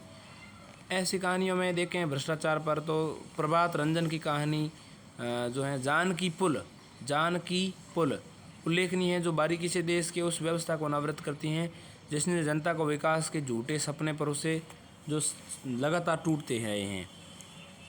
भारत में वोट बैंक की राजनीति किस तरह क्षेत्र, धर्म, भाषा और जाति के आधार पर लोगों को बांटने काम करती रही हैं, इसका गहरा चित्रण स्वयं प्रकाश की कहानियाँ पार्टीशन और क्या तुमने कभी सरदार भिखारी देखा में हुआ है। वर्तमान कहानी की चिंता के केंद्र में सांप्रदायिकता की समस्या भी रही हैं। वह रचनात्मक धरातल पर सांप्रदायिक मनोवृत्ति का प्रतिकार करती रही हैं। इस दृष्टि से कुछ महत्वपूर्ण कहानियाँ निम्नलिखित हैं, जैसे हरी भटनागर नामक एक लेखक की कहानी है नाम में क्या रखा है। अब्दुल बिस्मिल्लाह की कहानी है अतिथि देवो भव। हृदयेश की कहानी है अफवाहें। पंकज विष्ट की कहानी क्या कहना है जटायु। उदय प्रकाश की कहानी है और अंत में प्रार्थना। नीलाक्षी सिंह की कहानी है परिंदे का इंतजार सा कुछ। चंद्रकिशोर जायसवाल की कहानी है मर गया दीपनाथ। गीतांजलि श्री की कहानी है बेलपत्र। इनमें से कई कहानियाँ पूर्ववर्ती कहानियों से इस धरातल पर भिन्न हैं कि इनमें सांप्रदायिकता की समस्या को प्रेम के परिप्रेक्ष्य में उठाया गया है। गीतांजलि श्री की बेलपत्र, नीलाक्षी सिंह की परिंदे का इंतज़ार सा कुछ तथा मोहम्मद आरिफ की चोर सिपाही जैसी कहानियाँ हैं। इस दौर की कई कहानियों में व्यक्तिवादिता के उफान में व्यक्तिक और सामाजिक संबंधों के क्रमशः क्षीण पड़ते जाने का चित्रण हुआ है। देवेंद्र की क्षमा करो हे वत्स, देवेंद्र नामक लेखक की कहानी है क्षमा करो हे वत्स। पंकज मिश्र की उडुक लुल्लू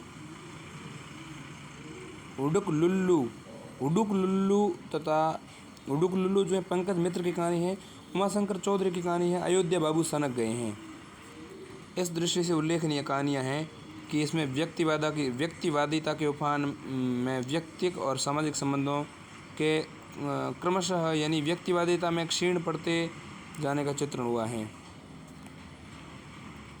व्यक्तिवादिता के उफान में व्यक्तिक सामाजिक संबंधों के लगातार क्षीण पड़ते जाने का उल्लेख जो है अलग अलग कहानियों में हुआ, जैसे क्षमा करो हे वत्स, हुडुक लुल्लू और इसके अलावा अयोध्या बाबू सनक गए हैं। इस तरह की कहानियाँ। वर्तमान हिंदी कहानी की कई कहानियाँ सामाजिक संरचना की जड़ता उनमें हो रहे परिवर्तनों को बयान करती हैं। निम्नलिखित कहानियों में वर्ण व्यवस्था और उससे उत्पन्न होने वाले विभिन्न स्थितियों का बहुत सशक्त चित्रण हुआ है। जैसे दूधनाथ सिंह की कहानी है धर्म क्षेत्रीय कुरुक्षेत्र। इसके अलावा हृदयेश की कहानी है मनु। काशीनाथ सिंह की कहानी है पांडे कौन कुमति तोहे लागी।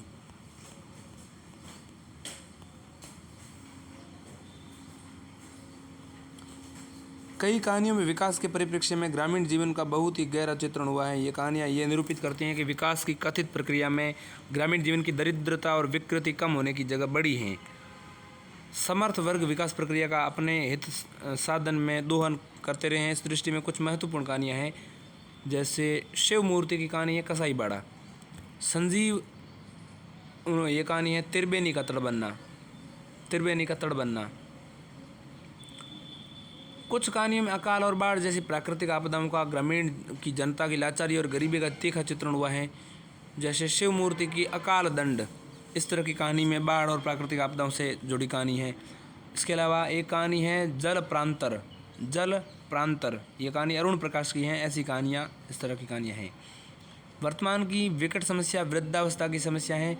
भारतीय समाज में आए बदलावों के कारण ये समस्या बहुत गहरी हो गई है। वर्तमान कहानीकारों का ध्यान इस समस्या की ओर भी गया है। जैसे एक कहानी है स्वीट होम। स्वीट होम कहानी जसविंदर शर्मा की हैं। इसके अलावा बुढ़वा मंगल कहानी रविंद्र कालिया की है। इस दृष्टि से उल्लेखनीय कहानियाँ हैं कि वृद्धावस्था की समस्याओं को जिसमें उजागर किया गया है। इसके अलावा वर्तमान हिंदी कहानी की एक उल्लेखनीय घटना नई पीढ़ी के युवा कहानीकारों की एक बड़ी संख्या का समर्थ कहानीकार के रूप में सामने आना है। इन युवा कहानीकारों में प्रभात रंजन, कुणाल सिंह, चंदन पांडेय, मनीषा कुलश्रेष्ठ, मोहम्मद आरिफ, नीलाक्षी सिंह, शशि भूषण द्विवेदी, उमाशंकर चौधरी इत्यादि अनेक प्रतिभाशाली कहानीकार सम्मिलित हैं। कुछ महत्वपूर्ण कहानियाँ इसमें हैं, जैसे चंदन पांडे जो हैं उनकी कहानी है भूलना, उमाशंकर चौधरी की कहानी है अयोध्या बाबू सनक गए हैं, शशि भूषण द्विवेदी की कहानी है शिल्पहीन। स्त्री विमर्श और दलित विमर्श की सशक्त उपस्थिति वर्तमान कहानी में दिखाई दे रही है। स्त्री विमर्श की दृष्टि से अल्पना मिश्र, मनीषा कुलश्रेष्ठ और जयश्री राय, नीलाक्षी सिंह, प्रत्यक्ष साहित्य इत्यादि जो हैं कहानीकार। और दलित विमर्श की दृष्टि से देखें तो अजय नावरिया और जयप्रकाश करदम, सूरजपाल चौहान, कंवल भारती उल्लेखनीय हैं। दलित लेखन में ओम प्रकाश वाल्मीकि की कहानी शव यात्रा एक महत्वपूर्ण कहानी है। इस कहानी में इस तथ्य को उभारा गया है कि सवर्ण जातियों और दलितों के बीच ही नहीं, दलित जातियों के बीच भी भेदभाव मौजूद हैं। शिल्प के धरातल पर वर्तमान कहानी में कई नए प्रयोग दिखाई देते हैं। फंतासी, किस्सा गोई, आत्मकथा, संस्मरण, रिपोर्टाज, व्यंग्य आदि कथा युक्तियों का प्रयोग वर्तमान कहानी में हो रहा है।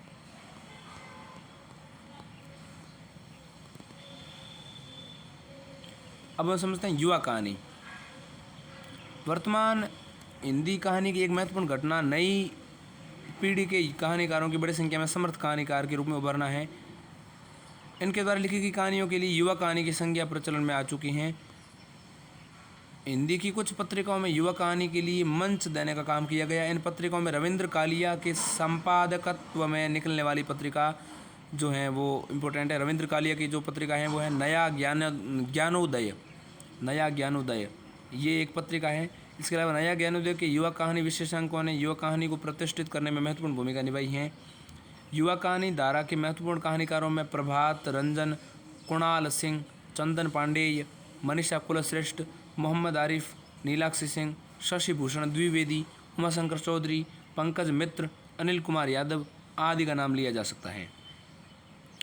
युवा कहानी वर्तमान दौर में भूमंडलीकरण की प्रक्रिया में हो रहे सामाजिक, राजनीतिक, सांस्कृतिक, आर्थिक परिवर्तनों को सशक्त कथ्यगत और शिल्पगत प्रयोगों के साथ पकड़ने का प्रयत्न कर रही हैं। यही कारण है कि इसने अपने स्वतंत्र पहचान बनाई है। कुछ कहानियों की चर्चा करते हुए इसे देखा जा सकता है। युवा कहानीकारों ने आर्थिक उदारीकरण, वैश्वीकरण को संदर्भित कर उल्लेखनीय कहानियाँ लिखी हैं। इस प्रक्रिया में मानवीय संबंधों पर कितनी गहरी चोट की हैं, इसे नीलाक्षी सिंह की प्रतियोगी, मोहम्मद आरिफ की पापा का चेहरा और नीलाक्षी सिंह की कहानी है प्रतियोगी, मोहम्मद आरिफ की पापा का चेहरा, पंकज मित्र की हुडुक लुल्लू, उमाशंकर चौधरी की अयोध्या बाबू सनक गए हैं आदि कहानियों में देखा जा सकता है कि इसमें उदारीकरण, वैश्वीकरण को संदर्भित किया गया है। प्रभात रंजन की कहानी जान की पुल बारीकी से देश की उस व्यवस्था को अनावृत करती हैं जिसमें जनता को विकास के झूठे सपने परोसे गए जो लगातार टूटते रहे हैं। इसके अलावा युवा कहानीकारों ने विभिन्न समस्याओं को प्रेम के परिप्रेक्ष्य में उठाते हुए प्रभावशाली कहानियाँ लिखी हैं। नीलाक्षी सिंह जो है उनकी कहानी है परिंदे का इंतज़ार सा कुछ। इसके अलावा मोहम्मद आरिफ की कहानी है चोर सिपाही, जहाँ सांप्रदायिकता की समस्या को प्रेम के परिप्रेक्ष्य में उठती हैं। इसके अलावा कुणाल सिंह की कहानी है रोमियो जूलियट और अंधेरा, कुणाल सिंह की कहानी है। इसके अलावा असम में हिंदी भाषियों के विरुद्ध हुए आंदोलन को प्रेम कथा से जोड़कर उठाती हैं। चंदन पांडे की कहानी भूलना पूंजीवाद की गिरफ्त में फंसते जाते निम्न मध्य वर्गीय परिवार की कहानी है। यह परिवार अपने बड़े बेटे को इंजीनियर बनाने में सपने में इस तरह डूब जाता है कि बेटा ही आंखों से ओझल हो जाता है। इस कहानी में चंदन पांडे ने जादुई यथार्थवाद का सफल प्रयोग किया है।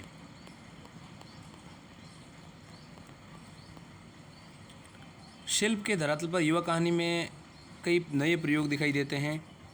जैसे फैंटेसी मतलब, इसके अलावा किस्सा गोई, आत्मकथा, संस्मरण, रिपोर्टाज, व्यंग्य, जादुई यथार्थवाद आदि कई कथा युक्तियों का प्रयोग वर्तमान कहानी में हो रहा है। अब देखते हैं हिंदी कहानी में जादुई यथार्थवाद क्या है, जिसे मैजिकल रियलिज्म कहते हैं। जादुई यथार्थवाद शब्दावली का आरंभिक प्रयोग कुछ लैटिन अमेरिकी लेखकों के रचना क्रम को व्याख्यात करने के लिए किया गया। शीघ्र ही ये अपने विशिष्ट अर्थ के साथ साहित्यिक समीक्षा शास्त्र का महत्वपूर्ण अंग बन गया। लैटिन अमेरिकी कथाकार ग्रेबिल गार्सिया मार्कोज ने अपने कथा साहित्य में जादुई यथार्थवाद का सशक्त प्रयोग करते हुए इस पद्धति को विश्वव्यापी बना दिया। जादुई यथार्थवाद रचना में यथार्थ को अभिव्यक्त करने की एक पद्धति। इसके अंतर्गत रचनाकार मिथकों, विश्वासों, मान्यताओं आदि का सहारा लेकर यथार्थ को प्रभावशाली रूप से अभिव्यक्त करने का प्रयत्न करता है। वह इसके माध्यम से यथार्थ की जटिलता को भी पकड़ने की कोशिश करता है। विगत 2-3 दशकों में कुछ कहानीकारों ने जटिल सामाजिक यथार्थ और जीवन के बदलावों को अभिव्यक्ति देने हेतु अपने कहानियों में जादुई यथार्थवाद को शिल्प के स्तर पर अपनाया है। कुछ आलोचकों के मत से हिंदी कहानी में जादुई यथार्थवाद का सर्वप्रथम प्रयोग पंकज विष्ट के कहानी संग्रह बच्चे गवाह नहीं हो सकते, ये कहानी का नाम है, उसमें संकलित कहानियों में दिखाई देता है। इसके अलावा जादुई यथार्थवाद का सबसे सशक्त एवं सफल प्रयोग उदय प्रकाश ने किया है। अपनी कहानियों में इस पद्धति का प्रयोग करते हुए यथार्थ को गहरी संवेदनशीलता के साथ उजागर किया गया है। उदय प्रकाश की कहानियाँ उदय प्रकाश की कहानी जो है तिरिच जादुई यथार्थवाद के प्रयोग का सबसे सशक्त उदाहरण है। इस कहानी में पाठक का सामना सर्वप्रथम तिरिच और उसके दुस्वप्न से होता है, जो एक प्रचलित ग्रामीण विश्वास है, किंतु ये कहानी का निहितार्थ नहीं है। कहानी में तिरिच के काटने से पिता की मृत्यु का चित्रण यथार्थ की अभिव्यक्ति नहीं है, बल्कि कहानीकार तिरिच के माध्यम से शहरी जीवन की जटिलता, अमानवीयता, संवेदन शून्यता का चित्रण करता है। उदय प्रकाश की कुछ अन्य कहानियाँ जैसे दरियाई घोड़ा, मूंगा, धागा और आम का बगैर, मूंगा, धागा और आम का बोर, दरियाई घोड़ा एक है, मूंगा, धागा और आम का बोर, ये उदय प्रकाश की कहानियाँ आदि में भी जादुई यथार्थवाद का सशक्त प्रयोग दिखाई देता है। वर्तमान में कुछ युवा कहानीकार भी अपनी कहानियों में जादुई यथार्थवाद की पद्धति का सफल प्रयोग कर रहे हैं। संजय खाती ने बापू की घड़ी और चंदन पांडे ने भूलना में जादुई यथार्थवाद का कुशल प्रयोग किया है। हिंदी में कुछ अन्य प्रमुख कहानीकार। हिंदी कहानी की विकास यात्रा में ऊपर वर्णित कहानीकारों के अलावा कुछ अन्य ऐसे नाम हैं जिन पर बात किए बिना ये चर्चा अधूरी रहती है। ऐसे प्रमुख लेखकों के संबंध में संक्षिप्त जानकारी नीचे दी जा रही, जैसे राजेंद्र यादव नई कहानी के प्रस्तावकों में है। जहाँ लक्ष्मी कैद है एक उनकी कहानी है। अभिमन्यु की आत्महत्या, छोटे छोटे ताजमहल, टूटना, हासिल और अन्य कहानियाँ उनके प्रमुख कहानी संग्रह हैं। उनके कहानी संग्रह में पहला कहानी संग्रह है जहाँ लक्ष्मी कैद हैं, दूसरी अभिमन्यु की आत्महत्या, तीसरे छोटे छोटे ताजमहल, टूटना, हासिल तथा अन्य कहानियाँ उनके प्रमुख कहानी संग्रह हैं। राजेंद्र यादव की कहानियाँ मुख्यतः मध्य वर्ग पर केंद्रित हैं। उनकी कहानियों के प्रमुख आयाम शहरी मध्यवर्गीय जीवन का एकाकीपन, भय, संत्रास, मृत्युदंश, व्यक्तिक प्रेम, नारी पुरुष के नवीन संबंध, प्राचीन संबंधों की स्मृति तथा संबंधों की टूटन आदि हैं। राजेंद्र यादव की स्त्री पुरुष संबंधों वाली कहानियों की संख्या काफ़ी अधिक है। इस संदर्भ में पुराने नाले पर नया फ्लैट और टूटना आदि कहानियाँ विशेष रूप से उल्लेखनीय हैं। राजेंद्र यादव की कुछ कहानियों में राजनीतिक सामाजिक विसंगतियों की झलक भी दिखाई मिलती हैं। ऐसी कहानियों में लंच टाइम, बिरादरी बाहर, प्रश्नवाचक पेड़ आदि का उल्लेख किया जा सकता है। राजेंद्र यादव भारतीय समाज में स्त्री के बहुविध उत्पीड़न के प्रति सजग और संवेदनशील हैं। उनकी कहानियाँ खेल खिलौने, नास्तिक, जहाँ लक्ष्मी कैद हैं आदि उनकी इस संवेदनशीलता का प्रमाण है। जहाँ लक्ष्मी कैद हैं में एक ऐसे पिता का चित्रण है जिसके मन में विश्वास गहराई से जमा है कि लड़की को घर से निकालते ही, उसका विवाह करते ही उसकी सारी श्री और संपदा उसे छोड़ जाएगी, इसलिए वह अपनी बेटी को लक्ष्मी मानकर उसे कैद में रखता है। उसकी 26 वर्ष की बेटी लक्ष्मी उसी कैद में हिस्टीरिया का शिकार हो जाती हैं। राजेंद्र यादव मनस्थितियों का सहज सूक्ष्म चित्रण करने में कुशल हैं। उनकी परिवर्ती कहानियों में वे मनोवैज्ञानिक सिद्धांत सूत्रों को अधिक महत्व देते प्रतीत होते हैं। अपने पार, अनुपस्थित, संबोधन, मेहमान आदि कहानियों में मनोवैज्ञानिक सूत्र आसानी से ढूंढे जा सकते हैं। एक कहानीकार हैं नीलम वर्मा, इनकी बात करनी भी जरूरी है। देखिए, नीलम वर्मा नई कहानी आंदोलन के कहानीकारों में नीलम वर्मा का स्थान अत्यंत महत्वपूर्ण है। इसके दो प्रमुख कारण हैं। एक तो नई कहानी के दो प्रमुख आलोचक नामवर सिंह ने इन्हें नई कहानी और कथा आंदोलन का प्रणेता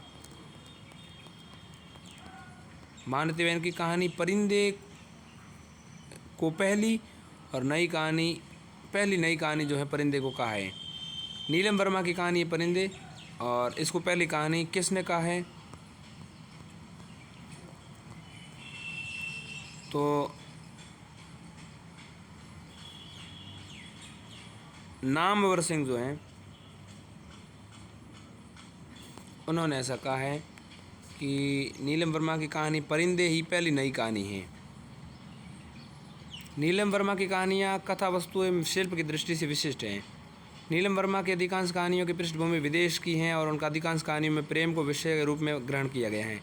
नीलम वर्मा की कहानियों में प्रयुक्त भाषा काव्यात्मक लय विद्यमान है। आधुनिक बिंबों प्रतीकों से भाषा में सांकेतिकता लाई गई है। परिंदे, जलती साड़ी, जलती झाड़ी, इसके अलावा पिछली गर्मियों में आदि निर्मल वर्मा की कहानी संग्रह हैं। 1.5 इंच ऊपर, लवर्स, पराए शहर में, लंदन की एक रात, परिंदे आदि उनकी महत्वपूर्ण कहानियाँ हैं। बात करते हैं कहानीकार की कमलेश्वर। हिंदी कहानी में नई कहानी आंदोलन का सूत्रपात करने वाले 3 कहानीकारों में मोहन राकेश और राजेंद्र यादव के साथ कमलेश्वर भी शामिल हैं। राजा निरबंसिया, कस्बे का आदमी, खोई हुई दिशाएं, मांस का दरिया आदि कमलेश्वर के कहानी संग्रह हैं। कमलेश्वर की कहानियों के केंद्र में वह मध्यवर्गीय जीवन यथार्थ जिसका मध्य वर्ग जाने अनजाने सामना करता है। समसामयिक जीवन की घुटन, पीड़ा, आशा, निराशा आदि बड़ी संवेदनशीलता के साथ इनकी कहानियों में अभिव्यक्त हुई हैं। शिल्प के स्तर पर कमलेश्वर ने कई प्रयोग किए हैं। इनमें जहाँ 2 युगों की संवेदना की अभिव्यक्ति के लिए दोहरे कथानक का प्रयोग है, राजा निरबंसिया, वहीं आधुनिक जीवन में व्याप्त असंगतियों को फैंटेसी के माध्यम से भी अभिव्यक्ति दी गई हैं। जॉर्ज पंचम की नाक, कहीं एक ही कहानी में कई कहानियों की संभावनाएं जुटाई गई हैं। एक थी विमला, तो कहीं शीर्षकों तक में प्रयोग किए गए हैं। कमलेश्वर का एक बड़ा योगदान यह भी है कि उन्होंने समानांतर कहानी आंदोलन को जन्म दिया। 1970 के दशक में उन्होंने हिंदी कहानी की बड़ी उपलब्धि माना गया है। अब हम बात करते हैं अमरकांत की। अमरकांत की प्रसिद्धि नई कहानी की प्रतिष्ठा के साथ ही हुई है। वे नई कहानी की प्रगतिशील चिंतन धारा के प्रतिनिधि कहानीकार हैं जिन्होंने निर्मल वर्मा, मोहन राकेश, राजेंद्र यादव आदि की आधुनिकतावादी दृष्टि के स्थान पर प्रेमचंद की परंपरा को अपने समय के अनुरूप विकसित किया। डिप्टी कलेक्टरी, जिंदगी और जोंक, सप्ताहांत, दोपहर का भोजन। देखिए, एक कहानी है डिप्टी कलेक्टरी, एक है जिंदगी और जोंक, एक है सप्ताहांत, एक है दोपहर का भोजन आदि उनकी प्रसिद्ध कहानियाँ अमरकांत की हैं। अमरकांत की कहानियों में मुख्यतः मध्य वर्ग और निम्न वर्ग के पात्रों के जीवन की दशाओं और संवेदनाओं का चित्रण हुआ है। इसमें मध्य वर्ग अपनी समस्त अभावजन्य पीड़ा, वैचारिक अंतर्विरोध, चारित्रिक विसंगतियाँ और नैतिक बोध की असंगतियों के साथ उपस्थित हैं। मध्य वर्ग के साथ साथ निम्न वर्ग में भी बड़ी विश्वसनीयता के साथ अमरकांत की कहानियों में विद्यमान है। आज़ादी के बाद भारतीय राजनीति पर हावी वर्गों के चरित्र की पोल खोलना, उनकी आलोचना करना, उन पर व्यंग्य करना भी अमरकांत की कहानियों की प्रमुख विशेषता है। जिंदगी और जोंक में मानवीय जिजीविषा के अंकन के साथ साथ हाशिए पर स्थित समाज के प्रति मध्य वर्ग की अमानवीय मानसिकता का भी अंकन किया गया है। दोपहर का भोजन एक बेरोजगार मध्य वर्गीय परिवार की अभावग्रस्तता की बेजोड़ कहानी है। डिप्टी कलेक्टरी मध्य वर्गीय आकांक्षाओं की दयनीयता और उनके ध्वस्त होने की कहानी है। इस कहानी में डिप्टी कलेक्टर की परीक्षा देता है वो पुत्र और व्यग्रता और बेचैनी की मार सहता है पिता। ठीक है, इस कहानी में डिप्टी कलेक्टर की परीक्षा देता है पुत्र और व्यग्रता और बेचैनी की मार सहता है पिता। इंटरव्यू कहानी में उन पढ़े लिखे नौजवानों को अंकन है जो आज़ादी के लगभग तत्काल बाद बेरोजगारों की भीड़ में शामिल हो गए थे। अमरकांत की कहानियों का शिल्प बिल्कुल सहज और स्वाभाविक हैं। स्थितियाँ एक के बाद एक सहज रूप में सामने आती हैं। उनके माध्यम से कहानी की मूल संवेदना व्यंजित हो जाती हैं। अमरकांत की भाषा शैली की जो विशेषता उनकी सहजता है। मानक हिंदी में भोजपुरी शब्दों का पुट देकर उन्होंने एक ऐसी भाषा निर्मित की है जो कहीं से भी कृत्रिम नहीं लगती।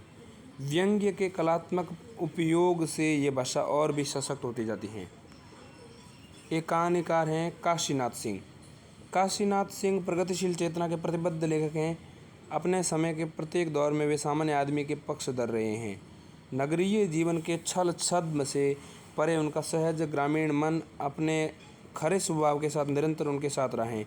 उनकी कहानियों में व्यवस्था, आम आदमी के शोषण और ग्रामीण और नगरीय जीवन की मूल्यों की टकराहट, मानवीय मूल्यों का विघटन और मनुष्य का नैतिक पतन और गांवों के बदलते सामाजिक आर्थिक परिप्रेक्ष्य के साथ सहज मानवीय संबंधों के निशेष होते जाने की पीड़ा का बड़ा मार्मिक और प्रभावी चित्रण किया गया है। सदी का सबसे बड़ा आदमी कहानी जो है वो मानवीय मूल्यों की स्थापना पर बल देती है। इस कहानी में लेखक का रचनात्मक निर्णय यही है कि जहाँ कहीं भी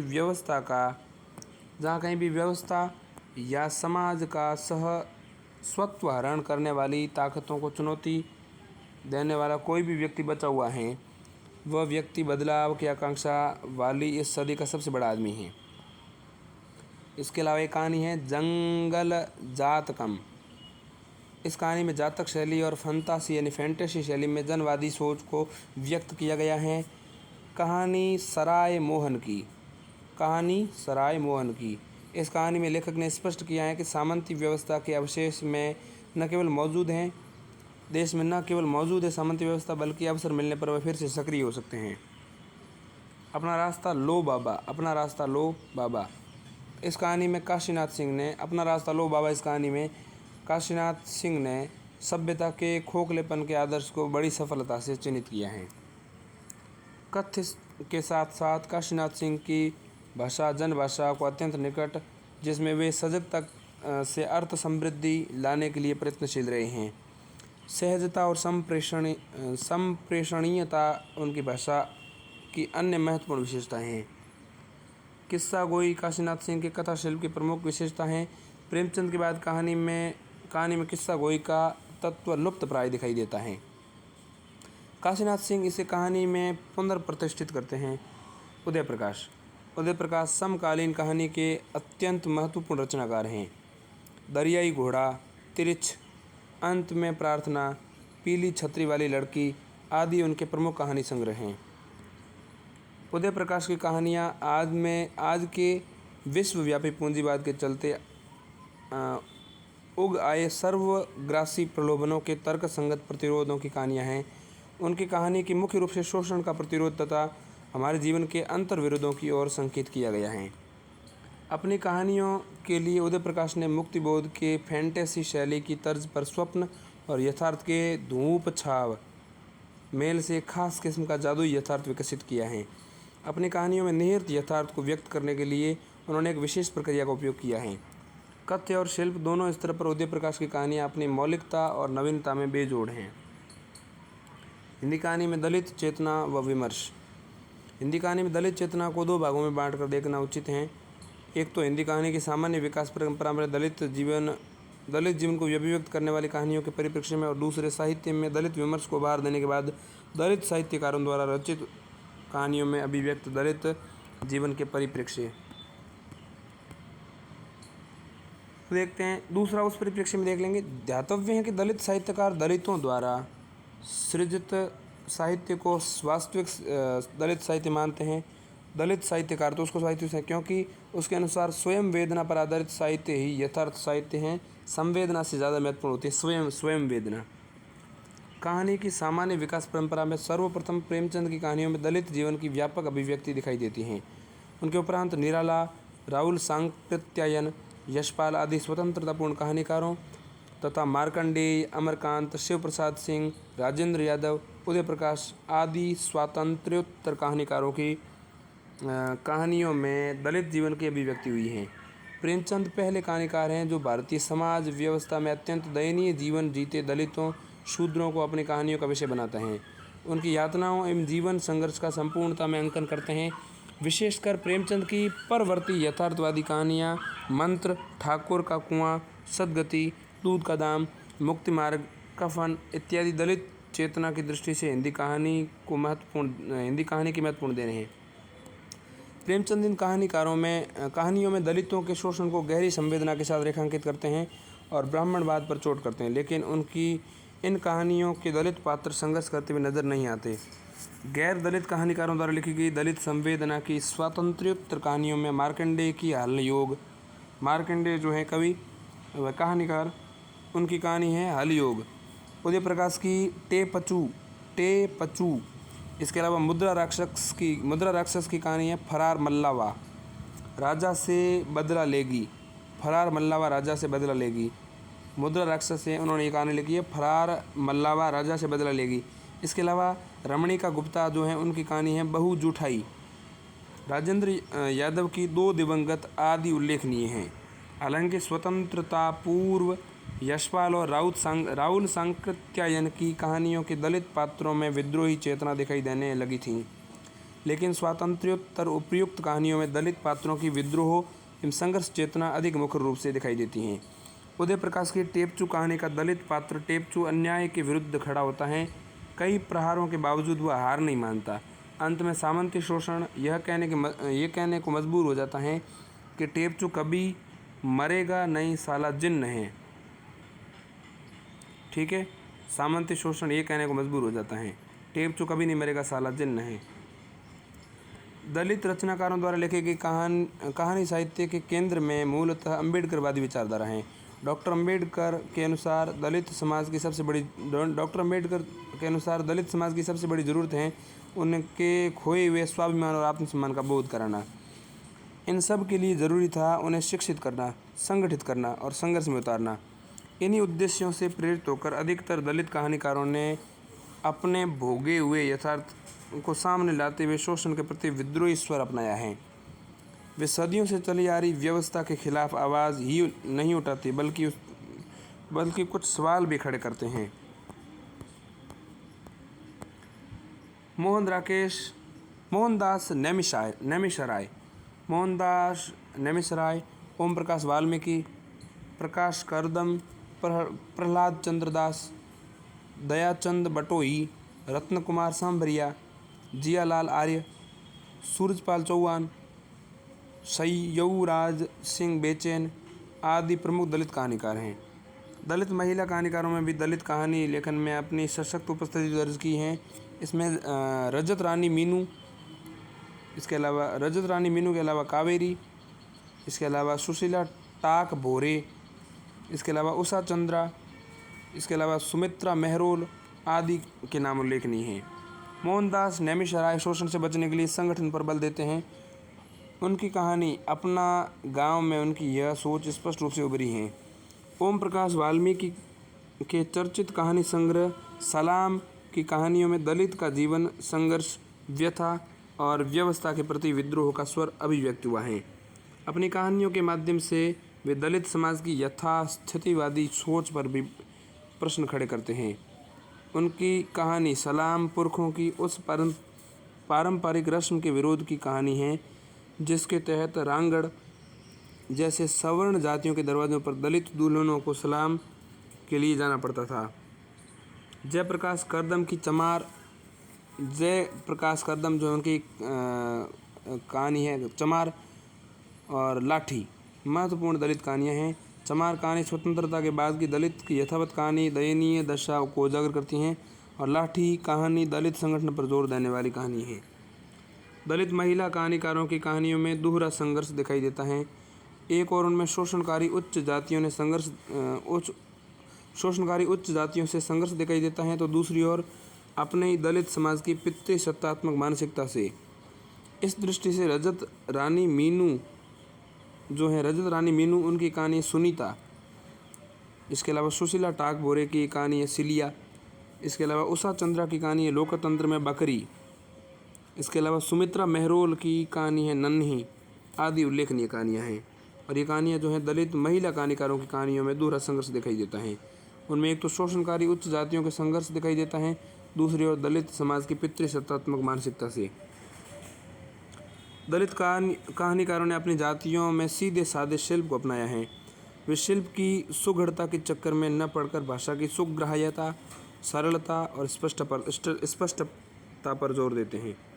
समग्र रूप से हम कह सकते हैं कि हिंदी की दलित कहानियाँ सामाजिक जीवन की विसंगतियों एवं विद्रूपताओं का चित्रण करते हुए सामाजिक अन्याय से मुक्ति के लिए संघर्ष और विद्रोह की चेतना का प्रणयन करती हैं और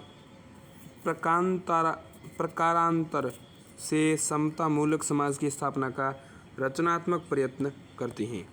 हिंदी कहानी और स्त्री विमर्श। हिंदी कहानी में स्त्री की उपस्थिति को विभिन्न चरणों में बांटकर देखा जा सकता है। पहला चरण नारी लेखन के दौर से पहले का है, जिसमें कई पुरुष अपनी संवेदनशीलता के बल पर नारी जीवन के दर्द द्वंद्वों पर पड़ताल करते रहे थे। प्रेमचंद से पहले कुछ कहानीकार नारी सुधार जैसे विषयों पर लिख रहे थे, पर नारी की समस्याओं से गंभीरता से पहली बार प्रेमचंद ने उठाया। उनकी बूढ़ी काकी, गिला, नया विधवा जैसी कहानियों में अलग अलग कोपों के अलग अलग कोणों से स्त्री जीवन की समस्याओं को लिखा गया है। मनोवैज्ञानिक कहानीकार जैनेंद्र ने नारी मन की सूक्ष्मताओं को मनोवैज्ञानिक नजरिए से देखने की सजग चेष्टा की। प्रगतिवादी कहानीकार यशपाल ने अपनी मार्क्सवादी चिंतन के आधार पर नारी की वंचनाओं और शोषण को उभारा है। दूसरा चरण वह है जब महिलाएं स्वयं साहित्य के क्षेत्र में उतरी और उन्होंने अपने भोगे हुए यथार्थ को अपने कलम के जरिए से पेश करना शुरू किया। इस दौर में यह कहा गया कि स्त्रियों की वेदना स्त्रियां ही समझ सकती हैं, क्योंकि संवेदना चाहे जितनी भी तीव्र हो, व्यापक हो, वह स्वयं वेदना के बराबर नहीं हो सकती। इस प्रवृत्ति को सामान्यतः नारी विमर्श कहा जाता है। हिंदी कहानी लेखन में एक स्थायी प्रवृत्ति और उपस्थिति के स्तर पर महिला कहानी लेखन विशेषतः स्वातंत्र्योत्तर परिदृश्य की प्रघटना है। हिंदी में इसे नवलेखन का दौर कहा जाता है। मूलतः नई कहानी में महिला लेखकों का हस्तक्षेप पहली बार बढ़ता हुआ दिखता है। मनु भंडारी, कृष्णा सोबती, उषा प्रियमवदा, नासिरा शर्मा, मेहरू सिन्हा परवेज, अलका सारावगी लेखिकाओं का अपना अपना संसार है जो किसी सीमा तक पुरुषों के संसार से अलग हैं। विशेष तौर पर मनु भंडारी, कृष्णा सोबती, उषा प्रियमवदा ने आधुनिक नारी की मनस्थिति, पारिवारिक जीवन और पति पत्नी संबंध आदि विषयों को लेकर कहानियाँ लिखीं। जिन महिला रचनाकारों ने हिंदी कहानी के क्षेत्र में अपनी ठोस उपस्थिति दर्ज की हैं, उनमें से कुछ प्रमुख रचनाकारों का परिचय नीचे दिया जा रहा है। जैसे मनु भंडारी नई कहानी के दौर के कहानीकार हैं। मैं हार गई, यही सच है, एक प्लेट सैलाब, 3 निगाहों की एक तस्वीर, त्रिशंकु आदि उनके प्रसिद्ध कहानी संग्रह हैं। मनु भंडारी ने बदले हुए परिवेश में संस्कार और आधुनिकता के बीच उलझे हुए नारी मन के द्वंद्व को बड़ी ईमानदारी से चित्रित किया है। वस्तुतः उन्होंने भावुकता से हटकर बदले हुए जीवन संदर्भ में नारी जीवन के यथार्थ को देखा परखा है, उसे अपनी कहानियों में बड़ी सादगी से व्यक्त किया है। उन्होंने कुछ कहानियों में मजदूर वर्ग की असहाय नारियों की दयनीय स्थिति, संघर्ष और उनकी मानसिकता का बड़ा ही मार्मिक चित्रण किया है। उषा प्रियमवदा नई कहानी के दौर की बहुचर्चित कहानीकार हैं। जिंदगी और गुलाब के फूल, फिर बसंत आया, एक कोई दूसरा, कितना बड़ा झूठ आदि इनके प्रमुख कहानी संग्रह हैं। उषा प्रियमवदा ने आधुनिक जीवन की ऊब, छटपटाट, सत्रांश, अकेलेपन की स्थिति को पहचाना, व्यक्त किया। उनकी अधिकांश कहानियाँ ऐसी शिक्षित युवतियों की कहानियाँ हैं जो स्वच्छंद अकुंठ जीवन व्यतीत करने के लिए सपने को लेकर विदेश जाती हैं, लेकिन वहाँ उपभोगवादी संस्कृति से टकराकर उनके सपने टूट जाते हैं और जिंदगियाँ त्रासदी में बदल जाती हैं। इसके अलावा वापसी उषा प्रियमवदा की अत्यंत चर्चित कहानी है, जो विभिन्न स्तरों पर संबंधों की टूटन को अभिव्यक्त करती हैं। और इस कहानी में पति पत्नी, पिता पुत्री, माता पुत्री इन सभी स्तरों पर संबंधों की आत्मीयता के सूख जाने का अंकन हुआ है। मछलियाँ भी उषा प्रियमवदा की महत्वपूर्ण कहानी हैं। इन लेखिकाओं में कृष्णा सोबती की चर्चा नहीं की गई है, क्योंकि कहानी आंदोलन के साथ उन पर टिप्पणी की गई हैं। नारी विमर्श पर लिखते हुए उनकी चर्चा करना भी आवश्यक है। समसामयिक दौर में हिंदी की प्रतिनिधि लघु पत्रिकाओं में प्रकाशित कहानियों पर दृष्टिपात करने से सिद्ध होता है कि हिंदी कहानी में महिला लेखन का योगदान प्रत्येक दृष्टि से बढ़ता जा रहा है। आज महत्वपूर्ण स्त्री लेखिकाएँ कहानी लेखन में सक्रिय हैं। दूरवा सहाय, अनामिका, सूर्यबाला, गीतांजलि श्री, अर्चना वर्मा, ममता कालिया, मृदुला गर्ग, राजी सेठ लंबे समय से हिंदी कहानी लेखन में सक्रिय हैं। बिल्कुल नई पीढ़ी में नीलाक्षी सिंह, जयश्री राय, प्रत्यक्षा आदि महत्वपूर्ण कहानी लेखिकाएँ हैं। प्रेमचंद की सर्वश्रेष्ठ कहानियाँ संकलन अमृत राय द्वारा संपादित किया गया है, जिसमें 1910 से 1936 ईस्वी तक प्रेमचंद द्वारा लिखी गई प्रतिनिधि कहानियाँ शामिल हैं। इन कहानियों को निश्चित क्रम में पढ़ने से प्रेमचंद की संपूर्ण कहानी यात्रा की प्रामाणिक तस्वीर स्पष्ट होती हैं। शुरू की कहानियाँ साफ तौर पर द्विवेदी युगीन आदर्शवाद पर आधारित हैं, जबकि अंतिम कहानियाँ उस बिंदु को छूती है जहाँ उनका आदर्शवाद से मोह भंग हो गया था तथा वे चरम यथार्थवाद की ओर बढ़ने लगे थे। प्रेमचंद की कहानियों के संकलन में कुछ कहानियाँ सार्वकालिक महत्व की हैं, जबकि कुछ का महत्व उनकी विकास यात्रा के समझने की दृष्टि से ही हैं। सबसे पहले हम उनकी सभी कहानियों का परिचय प्राप्त करेंगे।